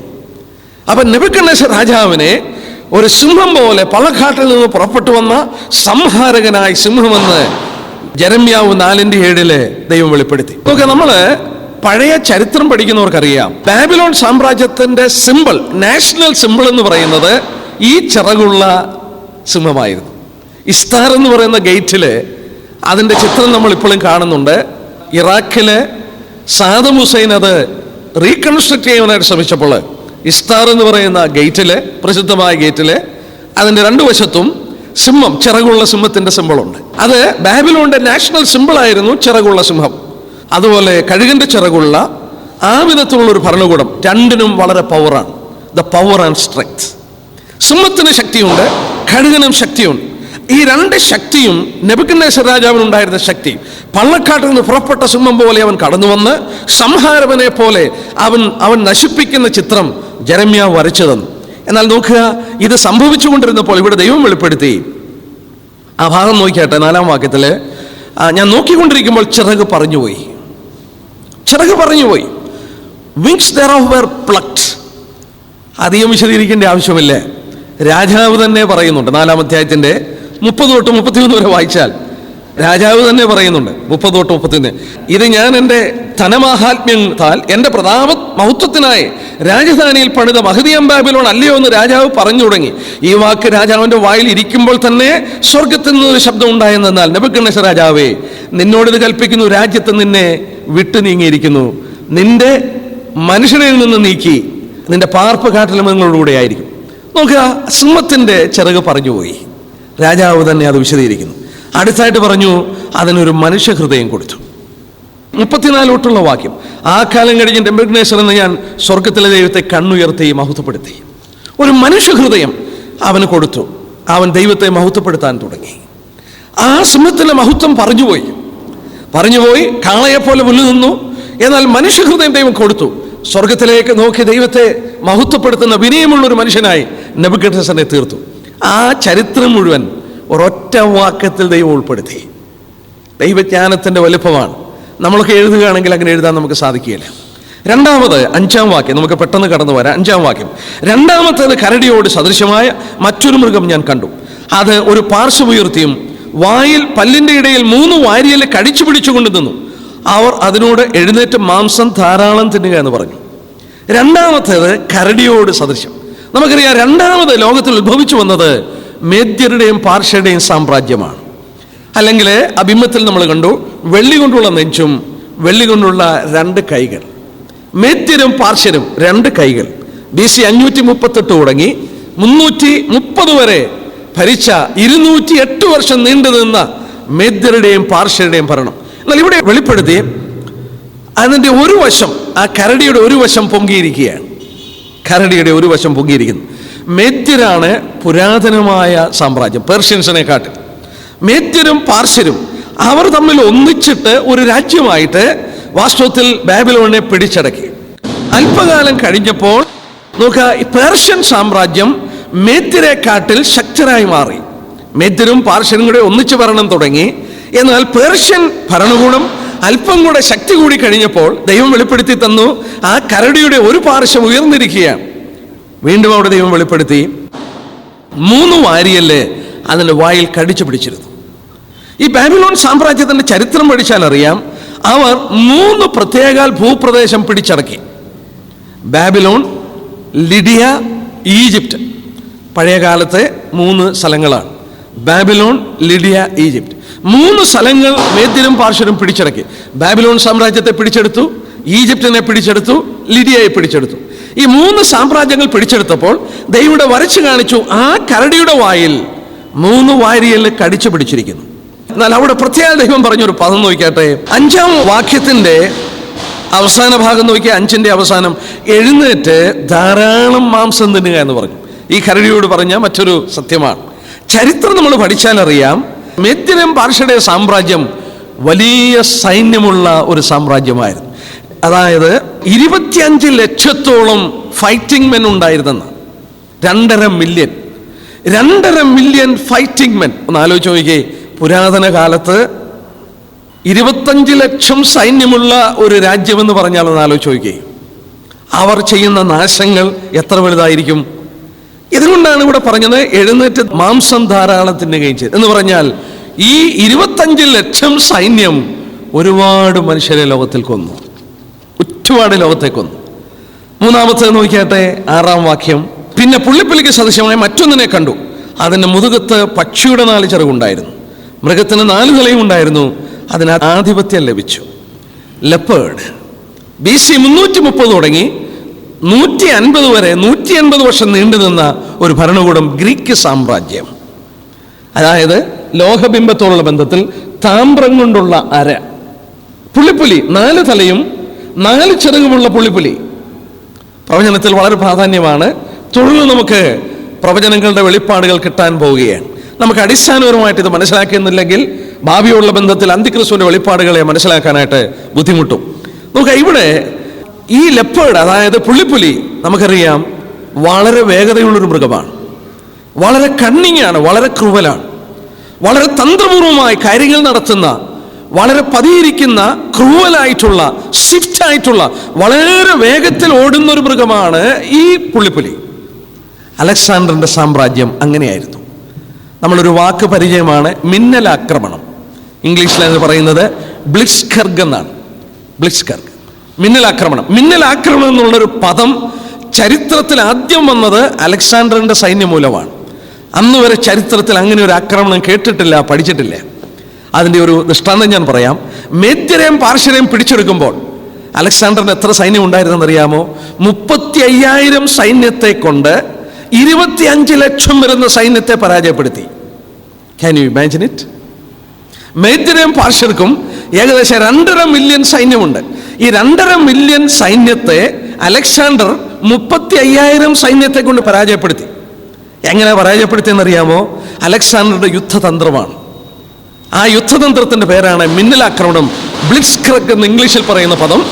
അലക്സാണ്ടറിന്റെ ഈ തന്ത്രപൂർവമായ സൈന്യത്തിന്റെ നീക്കമാണ് ചരിത്രത്തിൽ അങ്ങനെ ഒരു വാക്ക് തന്നെ ഉത്ഭവിപ്പാൻ കാരണമായി തീർന്നത്. അലക്സാണ്ടർ അവരെ പരാജയപ്പെടുത്തി. ചരിത്രകാരന്മാരൊക്കെ പറയുന്നു അലക്സാണ്ടറിന്റെ തന്ത്രപൂർവമായ ഈ അത്ഭുതപൂർവമായ മിലിറ്ററി സ്ട്രാറ്റജിയാണ് ഈ വിധത്തിലുള്ള വിജയം കൈവശപ്പെടുത്തുവാനായിട്ട് വരിച്ചതെന്ന് പറയുന്നുണ്ട്. എന്നാൽ വചനം അതല്ല പറയുന്നത്. വചനം പറയുന്നത് എന്താണെന്ന് നോക്കി, 6-ാം വാക്യം വായിച്ചാല് നമ്മൾ എടുത്തു വായിക്കുന്നു, അതിന് അധികാരം ലഭിച്ചു. Given authority to rule, and it was given authority to rule. നമ്മൾ ഇത് തമ്മിൽ മനസ്സിലാക്കണം. ചരിത്രം അലക്സാണ്ടറിനെ കുറിച്ച് പറയുമ്പോൾ പറയും അലക്സാണ്ടറുടെ യുദ്ധതന്ത്രം ലോകത്തെ പിടിച്ചടക്കുവാൻ 33 വയസ്സുള്ളപ്പോൾ ലോകത്തെ മുഴുവൻ കീഴ്പ്പെടുത്തുവാൻ അലക്സാണ്ടറിന് സാധിച്ചു. അലക്സാണ്ടറിന്റെ മിലിറ്ററി സ്ട്രാറ്റജിയാണ്, യുദ്ധതന്ത്രമാണ് എന്ന് ലോകത്തിൽ ചരിത്രകാരന്മാർ രേഖപ്പെടുത്തുമ്പോൾ നമ്മുടെ വിശുദ്ധ വേദപുസ്തകം രേഖപ്പെടുത്തി വെച്ചു. God has given him authority to rule. ദൈവം അവന് ഭരിക്കുവാൻ അധികാരം കൊടുത്തു. ദൈവം അധികാരം കൊടുത്തില്ലായിരുന്നെങ്കിൽ അലക്സാണ്ടറിന് ഭരിക്കുവാൻ കഴിയില്ല. നമ്മൾ അതാണ് മനസ്സിലാക്കേണ്ടത്. ആ വാക്യം വളരെ ശ്രദ്ധേയമായൊരു വാക്യമാണ്, നമ്മൾ സൂക്ഷിക്കേണ്ട ഒരു വാക്യമാണ്. ചരിത്രം അത് പറയുമ്പോൾ നമ്മുടെ വചനം എന്ത് പറയുന്നു എന്നുള്ളത് ശ്രദ്ധിക്കുക. എന്നാൽ ഇവിടെ നമ്മൾ വായിക്കുന്നു, അതിൻ്റെ മുതുകത്ത് പക്ഷിയുടെ 4 ചിറകുണ്ടായിരുന്നു. ബാബിലോൺ സാമ്രാജ്യത്തെ വരച്ചു കാണിച്ചപ്പോൾ സിംഹത്തിന്റെ പുറത്ത് കഴുകന്റെ ചിറകാണ്. എന്നാൽ ഇവിടെ പറയുമ്പോൾ it had the 4 wings of fowl. Foul എന്ന് പറഞ്ഞാൽ അതിനെക്കുറിച്ച് പഠിച്ചിട്ടുള്ളവർ പറയുന്നത് കോഴിയെ പോലെയുള്ള, കോഴിയുടെ ചിറക് പോലെ 4 ചിറക്. എന്താ അങ്ങനെ പറയാൻ കാരണം? ബാബിലോൺ സാമ്രാജ്യത്തിന്റെ ദൈവം വരച്ചു തന്നപ്പോൾ സിംഹത്തിന്റെ പുറത്തുള്ള കഴുകന്റെ ചിറകാണ്. എന്നാൽ ഇവിടെ അലക്സാണ്ടറിനെ വരച്ചു തന്നപ്പോൾ അതിന്റെ പുറത്ത് അലക്സാണ്ടർ സാമ്രാജ്യത്തെ വരച്ചു തന്നപ്പോൾ 4 കോഴിയുടെ ചിറക് പോലെ ഫൗളിന്റെ പക്ഷിയുടെ ചിറകാണ്. എന്താ കാരണമെന്നറിയാമോ? ശ്രദ്ധേയമാണ്. ഈ പക്ഷി പറക്കുന്ന, ഈ കോഴി പറക്കുന്ന കണ്ടിട്ടുണ്ടോ? അത് പറക്കുന്ന കണ്ടാൽ നിലത്തൂടാ പറക്കുന്നത്, ചിറകുണ്ട്, നിലത്തൂടാ പറക്കുന്നത്. അത് പറക്കുന്ന കണ്ടാൽ ചിറകടിച്ച ഒറ്റ പോക്ക, വേഗത്തിലൊരു പോക്ക. അലക്സാണ്ടറുടെ യുദ്ധം മുഴുവൻ അങ്ങനെയായിരുന്നു. അലക്സാണ്ടർ യുദ്ധത്തെക്കുറിച്ച് പഠിച്ചിട്ടുള്ളവർക്കറിയാം, അലക്സാണ്ടറുടെ യുദ്ധം എല്ലാം ലോ ലൈങ് ഫൈറ്റിംഗ് ആയിരുന്നു. ലോ ലൈങ് ഫൈറ്റിംഗ്, അതായത് താഴ്വരകളിലെ യുദ്ധമായിരുന്നു. താഴ്വരകളിൽ ഈ കോഴി ചെറുകിട്ടടിച്ച് പറക്കുന്ന പോലെ അതിവേഗത്തിൽ അലക്സാണ്ടർ പറന്ന് രാജ്യങ്ങളെ പിടിച്ചെടുത്തു. ദൈവത്തിൻ്റെ ജ്ഞാനത്തിൻ്റെ ശ്രദ്ധ നോക്കുക. ആ പക്ഷികളുടെ ചെറുകിൽ കൂടെ പോലും അതിൻ്റെ പ്രത്യേകത ദൈവം മനസ്സിലാക്കി തരുന്നു. Low lying flying fowls wing, താഴെ കൂടെ പറക്കുന്ന പക്ഷിയുടെ ചിറക്, അതാണ് ഇവിടെ രേഖപ്പെടുത്തിയത് 4 wings of fowl. പ്രിയപ്പെട്ടവരെ, വചനം, സത്യം, ചരിത്രത്തോടുള്ള ബന്ധത്തിൽ കൃത്യമായി ഓരോ ചെറിയ വാസ്തവത്തിൽ വാക്യങ്ങളും ദൈവം ചേർക്കുമ്പോൾ അതിന് വലിയ ചരിത്രപരമായ അർത്ഥമുണ്ടെന്നുള്ളത് നമ്മൾ കാണുകയാണ്. 2-ാം അധ്യായത്തിൽ കാണാത്ത പലതും ഈ 7-ൽ വെളിപ്പെടുത്തിയപ്പോൾ ദൈവം അഡീഷണൽ ആയിട്ട് നമുക്ക് വെളിപ്പെടുത്തി തരികയാണ്. എന്നാൽ ഇവിടെ ദൈവം വീണ്ടും എഴുതി, അതിന് 4 തലയുണ്ടായിരുന്നു. 4 തല, 4 heads. അലക്സാണ്ടറിന്റെ മരണശേഷം അവന്റെ സാമ്രാജ്യം 4ആയിട്ട് മുറിക്കപ്പെട്ടു. 4ആയിട്ട് മുറിക്കപ്പെട്ടു. നോക്കിയാൽ അതിന് 4 തലയുണ്ട്. 4 തല. നമുക്ക് 1-2 വാക്യമാണ് ഞാൻ വായിക്കാം. 8-ാം അധ്യായത്തിന്റെ 8-ാം വാക്യം നോക്കി. 8-ന്റെ 8 ഈ അലക്സാണ്ടറിന്റെ രാജ്യത്തെക്കുറിച്ച് പറയുകയാണ്. കോലാട്ടുകൊറ്റൻ ഏറ്റവും വലുതായി തീർന്നു, എന്നാൽ അത് ബലപ്പെട്ടപ്പോൾ വലിയ കൊമ്പ് തകർന്നുപോയി. അതിന് പകരം ആകാശത്തിലെ 4 കാറ്റിന് നേരെ ഭംഗിയുള്ള 4 കൊമ്പ് മുളച്ചു വന്നു. വലിയ കൊമ്പ് അലക്സാണ്ടർ തകർന്നപ്പോൾ 4 കൊമ്പുകൾ മുളച്ചു വന്നു. 11-ാം അധ്യായത്തിന്റെ 3-4 വാക്യം. പിന്നെ വിക്രമനായ ഒരു രാജാവ് എഴുന്നേൽക്കും. അവൻ വലിയ അധികാരത്തോടെ വാണു, ഇഷ്ടം പോലെ പ്രവർത്തിച്ചു. അവൻ നിൽക്കുമ്പോൾ തന്നെ അവന്റെ രാജ്യം തകർന്ന് ആകാശത്തിന്റെ 4 കാറ്റിലേക്ക് ഭേദിച്ചു പോകും. അത് അവന്റെ സന്തതിക്കല്ല, അവൻ വാണിരുന്ന അധികാരം പോലെയുമല്ല. അവന്റെ രാജ്യത്തെ നിർമൂലമായി അവർക്കല്ല, അന്യർക്ക് അധീനമാകും. ദൈവം വെളിപ്പെടുത്തി അവന്റെ സന്തതികൾക്ക് ഈ ഭരണകൂടം കിട്ടത്തില്ല. അത് 4ആയിട്ട് കീറപ്പെടുമെന്ന് പറഞ്ഞു. ചരിത്രം നോക്കിയേ. അലക്സാണ്ടർ മരിച്ചു കഴിഞ്ഞപ്പോൾ വളരെ വ്യക്തമായിട്ട് ചരിത്രത്തിൽ രേഖപ്പെടുത്തി, അലക്സാണ്ടറിന്റെ ഭാര്യയിൽ ഒരു കുഞ്ഞുണ്ടായി. തന്റെ മരണശേഷമാണ് ആ കുഞ്ഞ് ജനിച്ചതെങ്കിലും ആ കുഞ്ഞിനെ അവന്റെ ജനറൽമാർ കൊന്നുകളഞ്ഞു. അലക്സാണ്ടറിന് ഇല്ലീഗലായിട്ട്, നിയമവിരുദ്ധമായിട്ട് മറ്റൊരു സ്ത്രീയിൽ ഒരു മകനുണ്ടായിരുന്നു. ആ കുഞ്ഞിനെ കൊന്നുകളഞ്ഞു. അലക്സാണ്ടറിന് ഒരു സഹോദരൻ ഉണ്ടായിരുന്നു, അല്പം മെന്റലി റിട്ടാർഡഡ് ആയിരുന്നു. അദ്ദേഹത്തെ കൊന്നുകളഞ്ഞു. തന്റെ കുടുംബാംഗങ്ങളെ മുഴുവൻ ഈ ജനറൽമാർ കൊന്നുകളഞ്ഞിട്ട് അലക്സാണ്ടർ ജനറൽമാർ അവന്റെ രാജ്യത്തെ 4ആയിട്ട് കീറി. ചരിത്രം കൃത്യമായിട്ട് അത് പറയുന്നു. അതായത് കസാൻഡർ എന്ന് പറയുന്ന വ്യക്തി മാസിഡോണിയയും ഗ്രീസും കൈവശപ്പെടുത്തി മാസിഡോണിയ എന്ന് പറയുന്ന ഭരണകൂടം അദ്ദേഹം സ്ഥാപിച്ചു. ലസിമാക്കസ് എന്ന് പറയുന്ന ആള് ത്രേസും ബിഥിന്യയും, അതായത് ഏഷ്യ മൈനർ എന്ന് പറയുന്ന സ്ഥലം അദ്ദേഹം ഭരണത്തിൽ കീഴിൽ കൊണ്ടുവന്നു. ടോളമി എന്ന് പറയുന്ന മനുഷ്യൻ ഈജിപ്തിന്റെ ഭരണം ഏറ്റെടുത്തു. സെലൂക്കസ് എന്ന് പറയുന്ന മനുഷ്യൻ സിറിയയുടെ ഭരണം ഏറ്റെടുത്തു. അങ്ങനെ അലക്സാണ്ടറിന്റെ സാമ്രാജ്യം 4ആയിട്ട് ഭാഗിക്കപ്പെട്ടു. എത്ര കൃത്യമായിട്ട് ചരിത്രത്തിൽ അത് നടന്നു കഴിഞ്ഞു. 7-ാം വാക്യം നോക്കിയാട്ടെ. ഇനിയുള്ള ഭാഗം ശ്രദ്ധേയമായ ഭാഗങ്ങളാണ്. 7-ാം വാക്യം. രാത്രിശബ്ദം ഞാൻ പിന്നെയും ഘോരവും ഭയങ്കരവും അതിബലമുള്ള 4ാമത്തെ മൃഗത്തെ കണ്ടു. അതിന് വലിയ ഇരുമ്പ് പല്ലുണ്ടായിരുന്നു. അത് തിന്നുകയും തറുക്കുകയും ചെയ്ത ശേഷം ഉള്ളതിനെ കാൽ കൊണ്ട് ചവിട്ടിക്കളഞ്ഞു. മുമ്പേ കണ്ട സകല മൃഗങ്ങളും വെച്ച് ഇത് വ്യത്യാസമുള്ളതായിരുന്നു. നമുക്ക് ഈ വെളിപ്പാടൊന്ന് ശ്രദ്ധിച്ചു നോക്കാം. ആദ്യം പറഞ്ഞു ബാബിലോൺ സിംഹത്തോട് സദൃശ്യം, മേത്തിനും പാർശ്വനും കരടിയോട് സദൃശ്യം, ഗ്രീക്ക് സാമ്രാജ്യം പുള്ളിപ്പുലിയോട് സദൃശ്യം. എന്നാൽ അടുത്തതായിട്ട് പറഞ്ഞ സാമ്രാജ്യം 2-ാം അധ്യായത്തിൽ നമ്മൾ മനസ്സിലാക്കി റോമൻ സാമ്രാജ്യമാണ്. എന്നാൽ റോമൻ സാമ്രാജ്യത്തെ തുലനം ചെയ്ത മൃഗം ഏത് മൃഗമാണെന്ന് വെളിപ്പെടുത്തിയിട്ടില്ലേ? ഒരു മൃഗമാണ്, ഘോരവും ഭയങ്കരമായ മൃഗമാണ്. അതിൻ്റെ രൂപം ഒരു പ്രത്യേക രൂപമാണ്. എന്നാൽ ഇവിടെ രേഖപ്പെടുത്തി ആ മൃഗത്തിന് വലിയ ഇരുമ്പ് പല്ലുണ്ടായിരുന്നു. അതിൻ്റെ കറസ്പോണ്ടിങ് ആയിട്ട് വന്നത് ഇരുമ്പ് കാലും അതുപോലെ ഇവിടെ വെളിപ്പെടുത്തിയ മൃഗത്തിന് ഇരുമ്പ് പല്ലും. Legs of iron, legs of teeth. റോമിനെ കുറിച്ച് പറയുമ്പോൾ പറയും they have ruled with iron fist. ഇരുമ്പ് മുഷ്ടി കൊണ്ട് അവർ ഭരിച്ചുവെന്ന് സാധാരണ ഒരു പദം പറയാറുണ്ട്. അതിന് എത്രയോ വർഷം മുമ്പ് അത് രേഖപ്പെടുത്തി വെച്ചു. അവർ ഇരുമ്പ് കരം കൊണ്ട് അവർ ഭരണം നടത്തി. റോമൻ അധികാരം അങ്ങനെയുള്ള അധികാരമായിരുന്നു. ഈ റോമൻ ഭരണമാണ് ക്രൂവലായിട്ടുള്ള ഒരു ഭരണകൂടമായിരുന്നു. വളരെ ക്രൂവലും മെറ്റീരിയലിസ്റ്റിക്കും ഒക്കെയുള്ള ഭരണമായിരുന്നു. അവരാണ് നമ്മുടെ കർത്താവിനെ ക്രൂശിച്ചത്, പത്രോസിന്റെ തലകീഴായിട്ട് ക്രൂശിച്ചത്, പൗലോസിനെ ശിരച്ഛേദം ചെയ്തത്, യോഹന്നാനെ നാടുകടത്തിയത്, അനേക വിശുദ്ധന്മാരെ കൊന്നൊടുക്കിയത്, നമ്മുടെ കർത്താവിനെ ക്രൂശിച്ചതൊക്കെ ഈ സാമ്രാജ്യമാണ്. ഭയങ്കര ക്രൂരത്വം, മാത്രമല്ല ഭയങ്കര ശക്തി. നമ്മളിവിടെ വായിക്കുന്നു, അത് തിന്നുകയും തറുക്കുകയും ചെയ്തിട്ട് ശേഷമുള്ളതിനെ കാൽ കൊണ്ട് ചവിട്ടിക്കളഞ്ഞു. It devoured and break in pieces and stamped the residue with its feet of it. അത് തിന്ന് തകർത്ത് കാലുകൊണ്ട് ചവിട്ടി മെതിച്ചു കളഞ്ഞു. മനോഹരമായ ഇലസ്ട്രേഷനാണ് AD 70 ഇവർ യെരുശലേമിനോട് ചെയ്തത്. അതിനെ തിന്നു, അതിനെ തകർത്ത് കളഞ്ഞു, മാത്രമല്ല കാലുകൊണ്ട് ചവിട്ടി തെറിപ്പിച്ചു കളഞ്ഞു. AD 70 യെരുശലേം പിടിച്ചിട്ട് യഹൂദന്മാരെ അവർ ചെയ്തതുപോലെ തകർത്ത് തരിപ്പണമാക്കി കാലുകൊണ്ട് ചവിട്ടി മെതിച്ചതുപോലെ അവരെ ചവിട്ടി ലോകത്തിന്റെ 4 കോണിലാക്കി കളഞ്ഞു. കൃത്യമായിട്ട് ആ സാമ്രാജ്യത്തിന്റെ ശക്തി വെളിപ്പെടുത്തി. AD 70 സംഭവിച്ചതായിട്ട് നമ്മൾ കാണുന്നു. എന്നാൽ ഇവിടെ പരിശുദ്ധനാവ് എഴുതിയ മറ്റൊരു ഭാഗം, ഇനിയുള്ള ഭാഗം നമുക്ക് ശ്രദ്ധിക്കേണ്ടത് ആവശ്യമാണ്. പ്രത്യേക പഠനം അന്ത്യകാലത്തോളം ബന്ധത്തിൽ പഠിച്ചു പോകേണ്ട ഭാഗമാണ്. ഇത് നമ്മൾ വായിക്കുന്നു, ഇത് മുമ്പേ കണ്ട സകല മൃഗങ്ങളിലും വെച്ച് ഇത് വ്യത്യാസമുള്ളതായിരുന്നു. It was diverse from all the beast that were before it. ശ്രദ്ധിച്ചു നോക്കി, പരിശുദ്ധന്മാർ എഴുതിയിരിക്കുന്നത് it was diverse from all the beast that were before it. ഇതിനു മുമ്പ് വന്ന സകല മൃഗങ്ങളിലും വെച്ച് ഇത് വ്യത്യാസമായിരുന്നു. എന്താ പരിശുദ്ധാത്മാവ് പറയുന്നത്? ഇതിനൊരു വേറെ നേച്ചറായിരുന്നു. കാരണം എന്നാ പറയാം. മുമ്പുണ്ടായിരുന്ന 3 രാജ്യങ്ങളെ, സാമ്രാജ്യങ്ങളെ കുറിച്ച് പഠിച്ചപ്പോൾ 3 സാമ്രാജ്യങ്ങളുടെ ഉത്ഭവം ഓരോ വ്യക്തിയിൽ നിന്നാണ്. നെബൂഖദ്നേസർ, സൈറസും കോരശും, മേദ്യരുടെയും പാർഷ്യയുടെയും ഭരണം, അലക്സാണ്ടറിന്റെ ഗ്രീക്ക് സാമ്രാജ്യം. എന്നാൽ റോമൻ സാമ്രാജ്യം അങ്ങനെ ഒരു വ്യക്തിയിൽ കൂടെ അല്ല ഉത്ഭവിച്ചത്. റോമൻ സാമ്രാജ്യം ഒരു റിപ്പബ്ലിക് ആയിരുന്നു. നോക്കിയേ ദൈവത്തിന്റെ ജ്ഞാനം. നോക്കുക, മുമ്പേ ഉണ്ടായിരുന്ന ഭരണകൂടം രാജകീയ ഒരു പ്രത്യേക ഭരണമായിരുന്നു. എന്നാൽ ദൈവം ഇവിടെ വെളിപ്പെടുത്തി 4ാമത് വരുന്ന ഭരണകൂടം ഇത് വ്യത്യാസമുള്ളതാണ്. It is diverse from all the beast that were before. മുമ്പുണ്ടായിരുന്നതിൽ നിന്നൊക്കെ ഇത് വ്യത്യസ്തമാണ്. റോമാക്കാര് ഭരിച്ചപ്പോൾ അതൊരു സെനറ്റ് ഉണ്ടായിരുന്നു. ഒരു വിധത്തിൽ പറഞ്ഞാൽ ഇന്നത്തെ ഡെമോക്രസി പോലെയുള്ള ഒരു ഭരണകൂടമായിരുന്നു. ഒരു റിപ്പബ്ലിക്കാണ് അവിടെ ഭരിച്ചിരുന്നത്. നമ്മൾ ചിന്തിച്ചു നോക്കിയാൽ നെബൂഖദ്നേസറിന്റെ മകൻ ഭരണത്തിൽ വന്നു, അവന്റെ മകൻ ഭരണത്തിൽ വന്നു, ഇങ്ങനെ പോവുകയാണ്. മേദ്യരും പാർഷ്യയുടെയും ഭരണം അങ്ങനെ.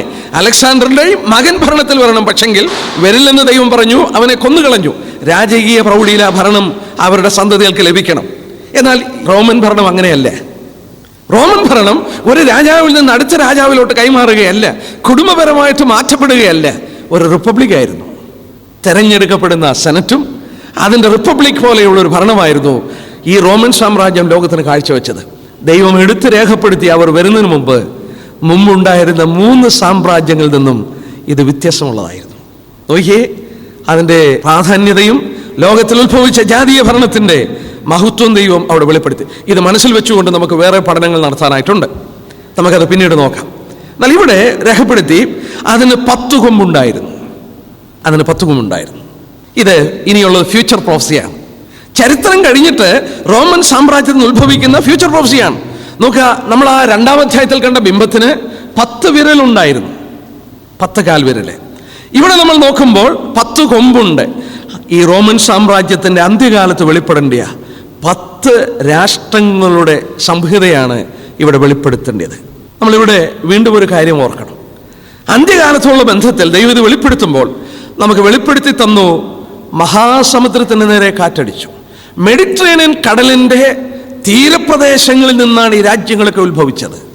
നോക്കിയേ, മെഡിറ്ററേനിയൻ കടലിനുള്ള ബന്ധത്തിലാണ് മേദ്യരും പാർശ്വരും ഇവരൊക്കെ എഴുന്നേറ്റ് വന്നത്. പ്രാധാന്യമില്ലാതെ കിടന്ന ആ മെഡിറ്ററേനിയൻ കടൽ പ്രദേശങ്ങൾ ഉണർന്നു കഴിഞ്ഞു. അന്ത്യകാലത്ത് ഗൾഫിന്റെ പ്രദേശങ്ങളും യൂറോപ്പിന്റെ പ്രദേശങ്ങളും എഴുന്നേറ്റ് കഴിഞ്ഞു. കാരണം എന്നാ? വചനത്തിൽ പറഞ്ഞതുപോലെ അവസാന ചരിത്രം വീണ്ടും ഇവിടെ നിന്ന് ഇത് ഉത്ഭവിച്ചു വരണം. ഈ 10 രാജ്യങ്ങളുടെ വാസ്തവത്തിൽ സംഭവങ്ങൾ യൂറോപ്പിൽ നമ്മൾ കണ്ടു കഴിഞ്ഞു. അതിൻ്റെ ഒരു വിധത്തിൽ പറഞ്ഞാൽ slow cosmetic surgery is going on എന്ന് ആരോ ഒരു ദൈവദാസൻ പറഞ്ഞു. ഇവിടെ വെളിപ്പെടുത്തിയിരിക്കുന്ന ഈ 10 കൊമ്പുകൾ വെളിപ്പെടുവാൻ വേണ്ടി ഇന്ന് 15 പേരുള്ള ഒരു ഭരണകൂടം എഴുന്നേറ്റപ്പോൾ എ സ്ലോ കോസ്മെറ്റിക് സർജറി, ഒരു ചെറിയ ഒരു കോസ്മെറ്റിക് സർജറി അവിടെ നടന്നുകൊണ്ടിരിക്കുക. അവസാനം വചനത്തിൽ വെളിപ്പെടുത്തിയ മുഖം പ്രത്യക്ഷപ്പെടാൻ കാര്യങ്ങൾ നടക്കുകയാണെന്നുള്ളത് അവിടെ ദൈവം വെളിപ്പെടുത്തി. ഇനി നമ്മൾ നോക്കിയാൽ ഇനിയുമുള്ള പ്രവചനം ശ്രദ്ധിക്കുക. It is going to be centred on a man. ഒരു മനുഷ്യനിലാണ് അത് കേന്ദ്രീകരിക്കുന്നത്. 8-ാം വാക്യം നോക്കിയാട്ടെ. 8-ാം വാക്യം, അതിൽ 10 കൊമ്പുണ്ടായിരുന്നു. ഞാൻ ആ കൊമ്പുകളെ നോക്കിക്കൊണ്ടിരിക്കുമ്പോൾ അവയുടെ ഇടയിൽ നിന്ന് മറ്റൊരു ചെറിയ കൊമ്പ് മുളച്ചു വന്നു. യെസ്, ഒരു ചെറിയ കൊമ്പ്. ആരാണ് ഈ ചെറിയ കൊമ്പ്? മെഡിറ്ററേനിയൻ കടപ്രദേശത്ത് നിന്ന് ആ സമുദ്രതീരത്ത് നിന്ന് ഉത്ഭവിച്ചവരുടെ രാജ്യത്തിന്റെ മധ്യത്തിൽ നിന്ന് അവസാനം ഒരു ചെറിയ കൊമ്പ് മുളച്ചു വരുന്നു. ഇനിയും തൊട്ട് നമ്മൾ നോക്കിയാൽ ഫ്യൂച്ചർ പ്രൊഫസിയാണ്, അന്തിക്രിസ്തുവിനെ കുറിച്ചുള്ള വെളിപ്പാടാണ്. ഞാൻ ഓർപ്പിക്കട്ടെ, he is the most sensational figure in prophecy. പ്രവചനത്തിൽ ഏറ്റവും നമ്മളെ ആവേശം കൊള്ളിക്കുന്ന പഠനത്തിലേക്ക് നയിക്കുന്ന ഒരു വ്യക്തിയാണ് ഈ അന്തിക്രിസ്തു. സെൻസേഷണൽ പേഴ്സൺ ആണ്. അദ്ദേഹത്തിന്റെ ക്യാരക്ടറും ആക്ഷനും പ്രവചനത്തിൽ പടർന്നു കിടക്കുകയാണ്. നമുക്ക് പെറുക്കിയെടുക്കുമ്പോൾ ദൈവം എന്തിനാണ് ഇത്രത്തോളം വെളിപ്പാട് തന്ന് നമുക്ക് തന്നെ അത്ഭുതം തോന്നും. അതുപോലെ ഈ മനുഷ്യനെ കുറിച്ചുള്ള വെളിപ്പാടാണ്. ഈ മനുഷ്യൻ പ്രത്യക്ഷപ്പെടുമ്പോൾ ഇതൊരു ചെറിയ കൊമ്പാണ്. പക്ഷേ ഒരു കാര്യം മനസ്സിലാക്കണം, സകല ലോകവും അവനെ കണ്ട് അദ്ദിച്ചു പോകും. എല്ലാ ലോകവും ഈ ചെറിയ കൊമ്പിനെ കണ്ടിട്ട് സകല ലോകവും അവനെ നോക്കി അന്തിച്ചു പോകും. അതിന്റെ കാരണം എന്നാ? അതിന്റെ കാരണം പറയാം. ഇവന്റെ വരവ് എങ്ങനെയാണെന്ന് അറിയാമോ? ഈ ചെറിയ കൊമ്പിന്റെ 2 തെസ്സലോനിയർ എടുത്താട്ടെ, ഒരു ചെറിയ സൂചന. 2 തെസ്സലോനിയൻസ് ചാപ്റ്റർ 2 വേഴ്സ് 9. നമുക്കിനി ആ വ്യക്തിയെക്കുറിച്ചുള്ള പഠനമാണ് ഇന്ന് തൊട്ട് നമ്മൾ ആരംഭിക്കുകയാണ്. അന്തിക്രിസ്തുവിനെ കുറിച്ചുള്ള പഠനം. നമ്മുടെ മനസ്സിലൊക്കെ ഒരുപാട് ചോദ്യമുണ്ട്. അവൻ എവിടെ നിന്നാണ് വരുന്നത്, എപ്പോഴാണ് വരുന്നതെന്നൊക്കെ ആ സംശയങ്ങൾക്കൊക്കെ ചോദ്യം കിട്ടാൻ പോവുകയാണ്. നോക്കുക, അവനെ കണ്ടിട്ട് സകല ലോകവും അതിശയിക്കും. 2 തെസ്സലോനിയർ 2:9 വായിക്കുമ്പോൾ നമ്മൾ അതിൻ്റെ മധ്യത്തിൽ ഒരു പ്രത്യേക പദമുണ്ട്. അധർമ്മമൂർത്തിയുടെ പ്രത്യക്ഷത നശിച്ചു പോകുന്നവർക്ക് സാത്താന്റെ വ്യാപാര ശക്തിക്ക് ഒത്തോണ്ടമാണ്. Whose coming is after the working of Satan. 2 തെസ്സലോനിയർ 2:9 ഞാൻ വായിച്ചത്.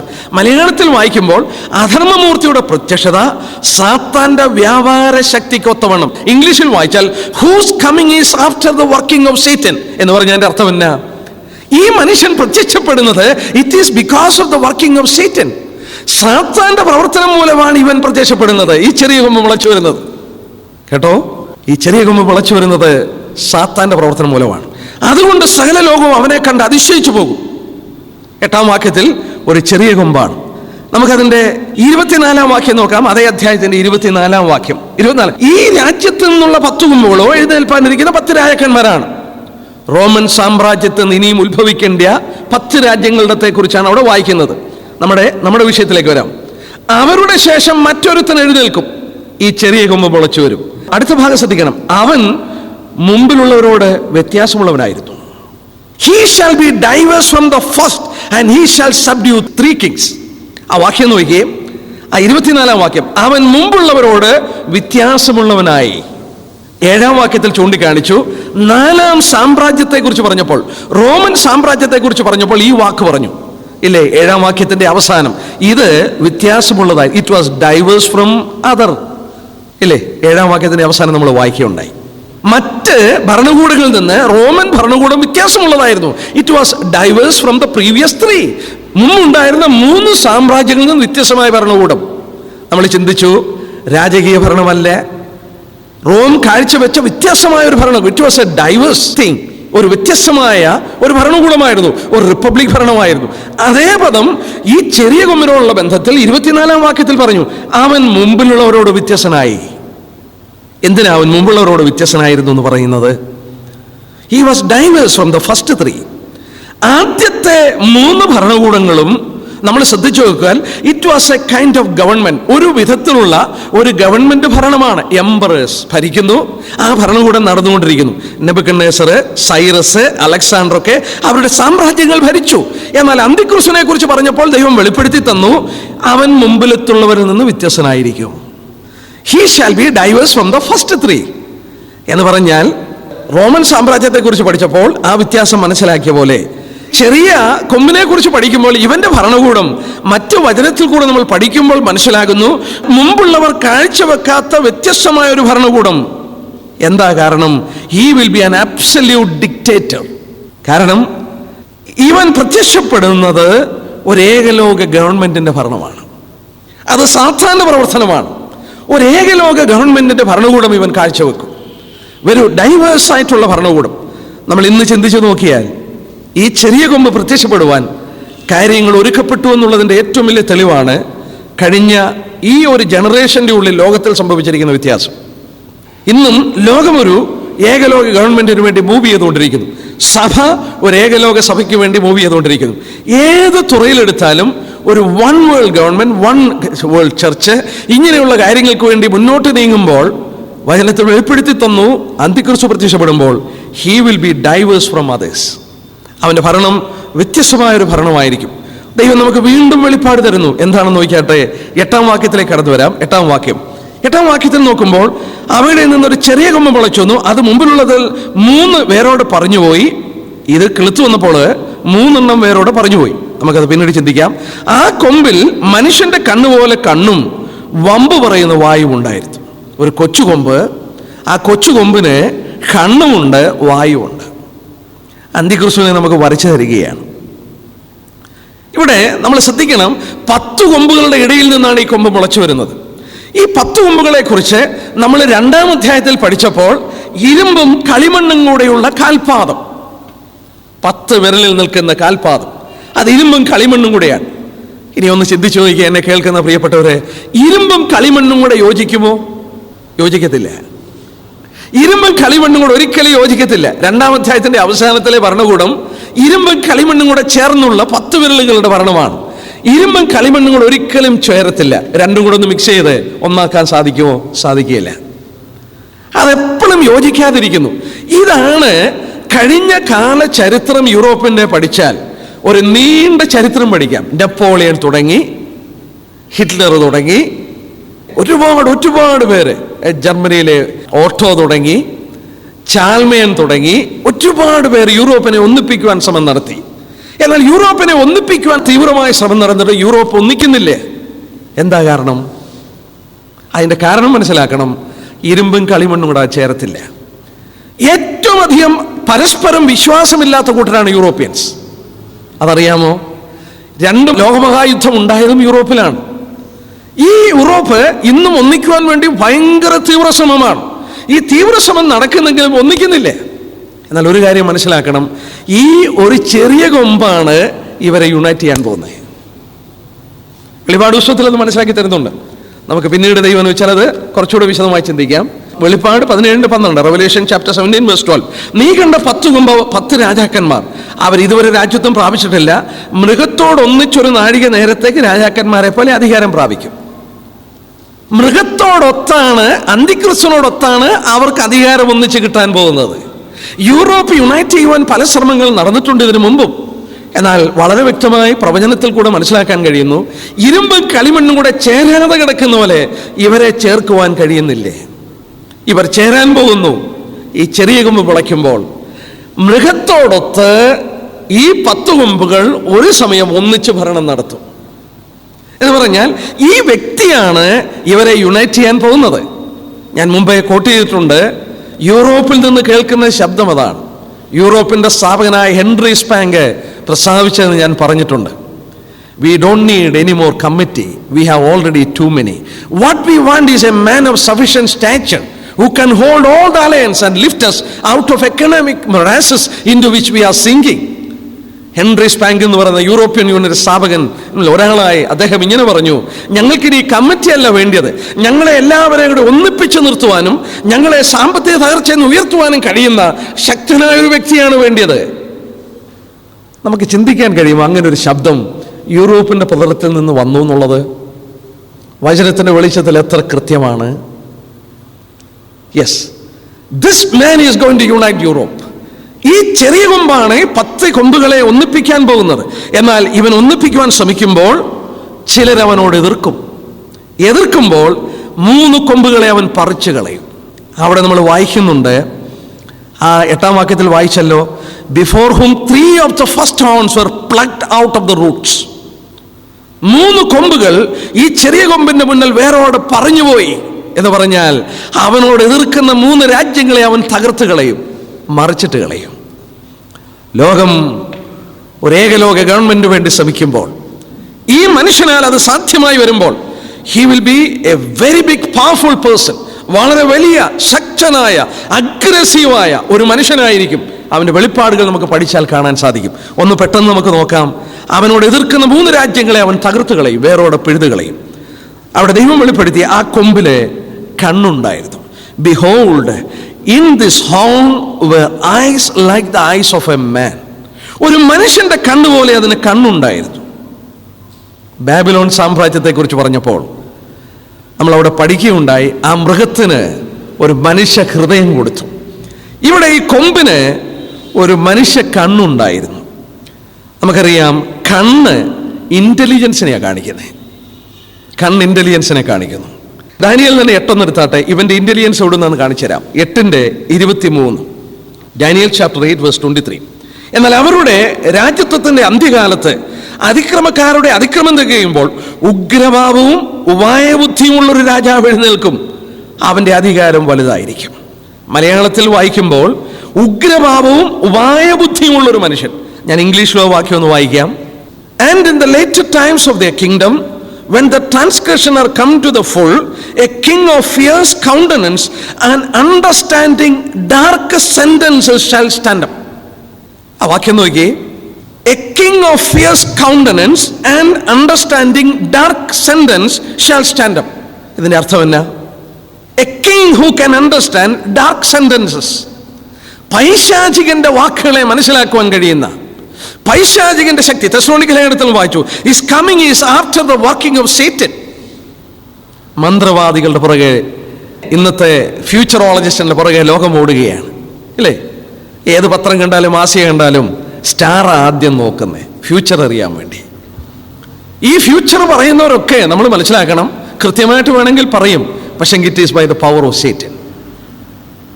സാത്താൻ്റെ ശക്തിയുണ്ട് അവർക്ക് കൃത്യമായിട്ട് ഒരുപക്ഷെ പറയാൻ സാധിക്കും. തൃശ്ശൂരൊക്കെ ചെന്നാലേ ചാത്തൻ സേവ മഠങ്ങളുണ്ട്. അവർക്ക് പല കാര്യങ്ങൾ സാധിപ്പിച്ചു വരാൻ കഴിയും. നോക്കുക, അന്ത്യകാലമാകുമ്പോൾ ഈ ലോക ചരിത്രത്തിൽ എഴുന്നേറ്റ് വരുന്ന ഈ മനുഷ്യനെ കുറിച്ച് പറയുന്നു, a king of fierce countenance and understanding dark sentences shall stand up. അന്ത്യകാലത്ത് മനുഷ്യ ചരിത്രത്തിൽ എഴുന്നേറ്റ് വരുന്ന ഈ രാജാവ്, he is able to understand dark sentences, പൈശാചികന്റെ കാര്യങ്ങളെ മനസ്സിലാക്കുവാൻ കഴിയുന്ന ഒരു രാജാവ്.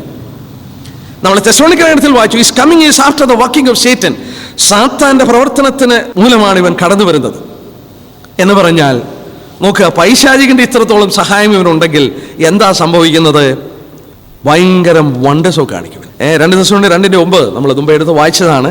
ഇവിടെ ദാനിയേലിൽ നമുക്ക് വെളിപ്പെടുത്തി കിട്ടി, ആ കൊമ്പിലെ കണ്ണുണ്ടായിരുന്നു. That is his intelligence.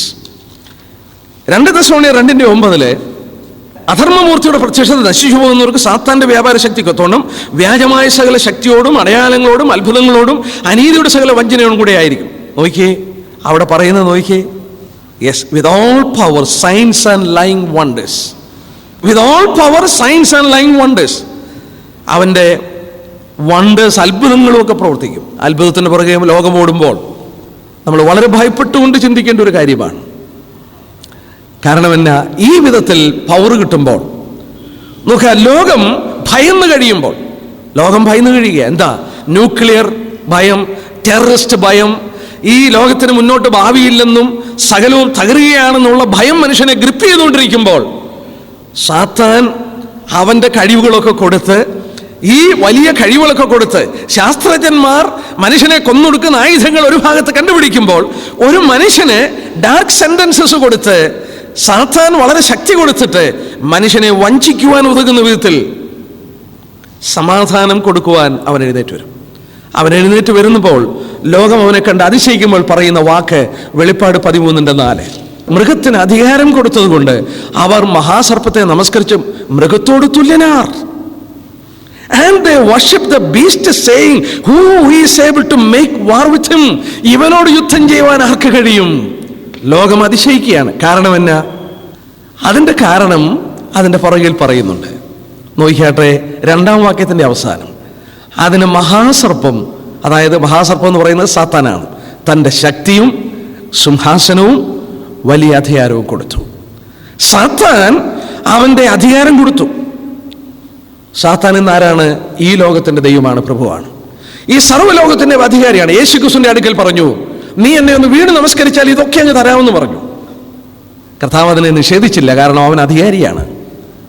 എന്നാൽ കർത്താവ് അവനെ വീണ് നമസ്കരിച്ചല്ല അധികാരം മേടിച്ചത്. എന്നാൽ ഇവിടെ ഇവന് വീണ് നമസ്കരിക്കും, സാത്താനെ അവൻ സേവിക്കും. അതുകൊണ്ടാണ് സാത്താൻ തൻ്റെ അധികാരവും സിംഹാസനവും വലിയ ശക്തിയും കൊടുക്കുന്നത്.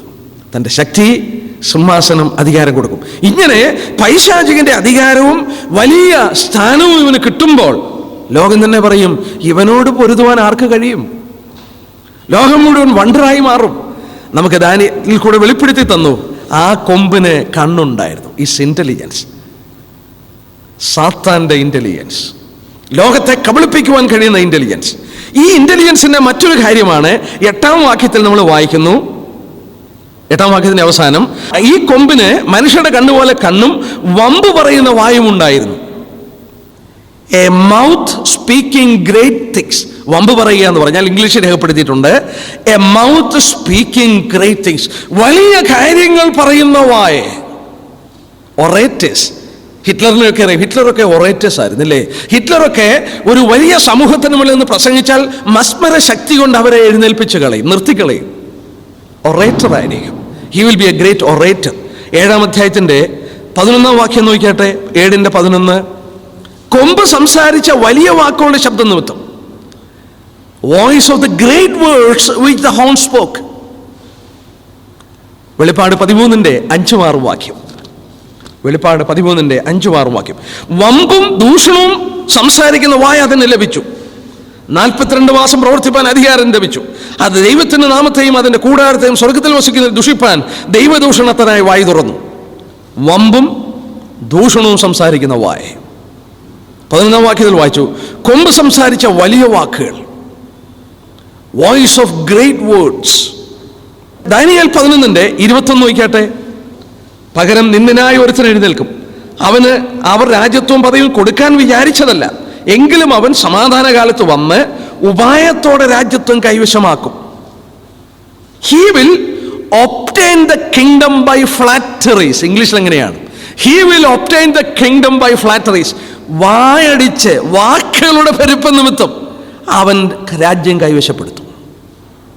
ലോകം മയങ്ങിപ്പോകും അവന്റെ പ്രസംഗത്തിലും ലോകത്തിൽ അവൻ കൊണ്ടുവരുന്ന സമാധാനവും അവന്റെ പുതിയ തന്ത്രങ്ങളും ഒക്കെ കാണുമ്പോൾ ലോകം മുഴുവൻ പറയും, ഇവൻ മതിയെന്ന് പറയും. He shall obtain kingdom by flatteries. അവനിതൊന്നും കൊടുക്കാൻ ഉദ്ദേശമല്ല, പക്ഷെ അവൻ സംസാരിച്ച വാക്കുകളുടെ പെരുപ്പം നിമിത്തം അവൻ തകർത്ത് കളയും മനുഷ്യനെ. He will be a great orator. ഭയങ്കര ഇന്റലിജൻസ് ആയിരിക്കും. ആരോ ഒരു ദേവദാസൻ പറഞ്ഞു, ആ കാലത്ത് മനുഷ്യന്റെ സംസാരം അവന്റെ കണ്ണിനെ കുറിച്ചായിരിക്കും, അവന്റെ വാക്കിനെ കുറിച്ചായിരിക്കും, അവന്റെ കഴിവുകളെ കുറിച്ചായിരിക്കും. അങ്ങനെ ഒരു പൊളിറ്റീഷ്യൻ ലോകത്തിൽ എഴുന്നേറ്റ് വന്ന് ലോകരാജ്യങ്ങൾക്ക് സമാധാനവും സമൃദ്ധിയും ഉണ്ടാക്കി കൊടുത്താൽ ഇന്ത്യ തൊട്ട് ലോകത്തിലുള്ള എല്ലാ രാജ്യങ്ങളും അവനെ അംഗീകരിക്കും. ഇല്ലേ? ലോകത്തിന് എന്താ വേണ്ടിയത്? സമാധാനം വേണം, ഒരു ഓപ്പൺ മാർക്കറ്റ് വേണം. അമേരിക്കയെ പോലെ തന്നെ സമൃദ്ധി ഇന്ത്യയിൽ കിട്ടുകയാണെങ്കിൽ നമ്മൾ വേണ്ടാന്ന് പറയുമോ? പട്ടിണി കിടക്കുന്ന ബംഗ്ലാദേശിലും അതുപോലുള്ള രാജ്യങ്ങളിൽ അമേരിക്ക പോലെ സമൃദ്ധി കിട്ടുകയാണ്, സമാധാനം കിട്ടുകയാണെന്ന് പറഞ്ഞാൽ ആ രാജ്യങ്ങൾ വേണ്ടാന്ന് പറയുമോ? വേണമെന്ന് പറയും. അവനോട് എതിർക്കുന്ന 3 രാജ്യങ്ങളെ അവൻ വേരോടെ പിഴുതു കളയും. അങ്ങനെയാണ് 3 കൊമ്പ് പറഞ്ഞു പോകുന്നത്. അവൻ ലോക ചരിത്രത്തിന്റെ അന്ത്യത്തിൽ എഴുന്നേറ്റ് വന്ന് വാസ്തവത്തിൽ he is promising or he will make this world into a paradise. ഈ ലോകത്തെ അവൻ വാസ്തവത്തിൽ ഒരു പാരഡൈസ് ആക്കും. എങ്ങനെ നമുക്ക് മനസ്സിലാക്കാം? വെളിപാട് ദിവസം 6-ാം അധ്യായത്തിൽ എടുക്കണ്ട, നമുക്കറിയാം. കുഞ്ഞാണ് മുദ്രയിൽ നിന്ന് പൊട്ടിച്ചപ്പോൾ ഒരു വെള്ളക്കുതിര പ്രത്യക്ഷപ്പെട്ടു. ആ വെള്ളക്കുതിര സമാധാനത്തിന്റെ അടയാളമാണ്. അവൻ ജയിക്കാനായും പുറപ്പെട്ടു. അവൻ ലോകത്തെ മുഴുവൻ പിടിച്ചടക്കുകയാണ്, യുദ്ധം ചെയ്യാതെ. അവന്റെ കയ്യിൽ ഒരു വില്ലുണ്ട്, പക്ഷെ അമ്പില്ല. യുദ്ധം ചെയ്യാതെ അവൻ പിടിച്ചെടുക്കും. അവന്റെ വാക്കുകൾ, അവന്റെ വാക്ധോരണി മൂലവും അവന്റെ ഇന്റലിജൻസ് മൂലവും അവൻ ലോകത്തെ പിടിച്ചടക്കും. യെസ്, 1 Thessalonians 5:3 വാക്യം. ഇങ്ങനെ ലോകം സന്തോഷിച്ചിരിക്കുമ്പോൾ 1 Thessalonians 5-ാം അധ്യായത്തിന്റെ 3-ാം വാക്യം, അവർ സമാധാനമെന്നും നിർഭയമെന്നും പറയുമ്പോൾ ന്യൂക്ലിയർ വാറിന്റെ ഭയമില്ല, ടെററിസത്തിന്റെ ഭയമില്ല, എല്ലാം സമാധാനം, എല്ലാവരും സ്വൈര്യമായി സമൃദ്ധിയിലിരിക്കുന്നു. അവർ സമാധാനമെന്നും നിർഭയമെന്നും പറയുമ്പോൾ ഗർഭിണിക്ക് പ്രസവവേദന വരും പോലെ പെട്ടെന്ന് നാശം ഭവിക്കും. ഈ വിധത്തിൽ കാര്യങ്ങളെല്ലാം അന്തിക്രിസ്തു എല്ലാം ക്രമീകരിച്ചു വരുമ്പോൾ ഡിസ്ട്രക്ഷൻ വിൽ ബി സഡൻ. പെട്ടെന്നായിരിക്കും, പെട്ടെന്ന് അത് സംഭവിക്കും. എങ്ങനെ സംഭവിക്കും? താഴോട്ട് നമ്മൾ വായിക്കുന്നുണ്ട്. യുദ്ധങ്ങൾ ആരംഭിക്കുന്നു മാത്രമല്ല, 9-ാം വാക്യത്തിൽ ഞാൻ നോക്കിക്കൊണ്ടിരുന്നപ്പോൾ ന്യായാസനങ്ങളെ വെച്ചു വയോധികനായ ഒരുത്തനിരുന്നു. താഴോട്ട് വായിച്ചാൽ നമ്മുടെ കർത്താവിൻ്റെ മടങ്ങിവരവും അവൻ്റെ വിശുദ്ധന്മാർ രാജ്യത്വം ഏറ്റെടുക്കുന്ന ചിത്രവുമാണ്. അവർ വന്നിട്ട് ഈ ശബ്ദമുണ്ടാക്കിയ ഗ്രേറ്റ് തിങ്സുകൾ പറഞ്ഞ് ലോകത്തെ കബളിപ്പിച്ച മൃഗത്തെ കൊന്ന് അതിൻ്റെ ഉടനെ നശിപ്പിച്ച തീയിലിട്ട് കളയുന്നു. 11-ാം വാക്യം.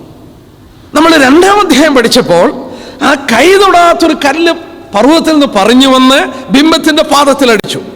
ഇവിടെ ഈ വെളിപ്പാട് കൊടുത്തപ്പോൾ നമ്മൾ വായിക്കുന്നു, ന്യായാസനങ്ങൾ വെച്ച് വയോധികനായ ഒരുത്തനിരുന്നു. കർത്താവ് അനുവദിച്ചാൽ അടുത്ത ക്ലാസ്സിൽ നമുക്ക് അതിന്റെ ഡീറ്റെയിൽസ് നോക്കാം. കാരണം വളരെ മനോഹരമായ കർത്താവിന്റെ 2-ാം വരവിന്റെ ചിത്രമാണ് ഇവിടെ കാണുന്നത്. നമ്മൾ ഇതുവരെ അന്ത്യക്രിസ്തുവിനെ കുറിച്ചുള്ള പഠനത്തിന്റെ ആരംഭം ദൈവം കുറിച്ചു തരുവാൻ പുരാതനമായ സാമ്രാജ്യങ്ങളുടെ പഠനം കൂടെ തന്നിട്ട് അതിന്റെ ബാക്ക്ഗ്രൗണ്ട് ഒരുക്കിക്കൊണ്ടുവന്നിട്ട് ഇന്നത്തെ കാലത്തെ വിലയിരുത്തുവാൻ ഉതകുന്ന വിധത്തിൽ അന്ത്യക്രിസ്തുവിന്റെ വരവിനെ ദൈവം മനസ്സിലാക്കി തന്നു. അസമാധാനം കുടികൊള്ളുന്ന ഒരു ലോകത്തിൽ, സ്വസ്ഥതയില്ലാത്തൊരു ലോകത്തിൽ, ഇളകിമറിയുന്ന ഒരു ലോകത്തിൽ, വെളിപ്പാട് ദിവസം 13-ാം അധ്യായത്തിൽ വളരെ വ്യക്തമായി കാണുന്നു, സമുദ്രത്തിൽ നിന്ന് മൃഗം കയറി വരുന്നു.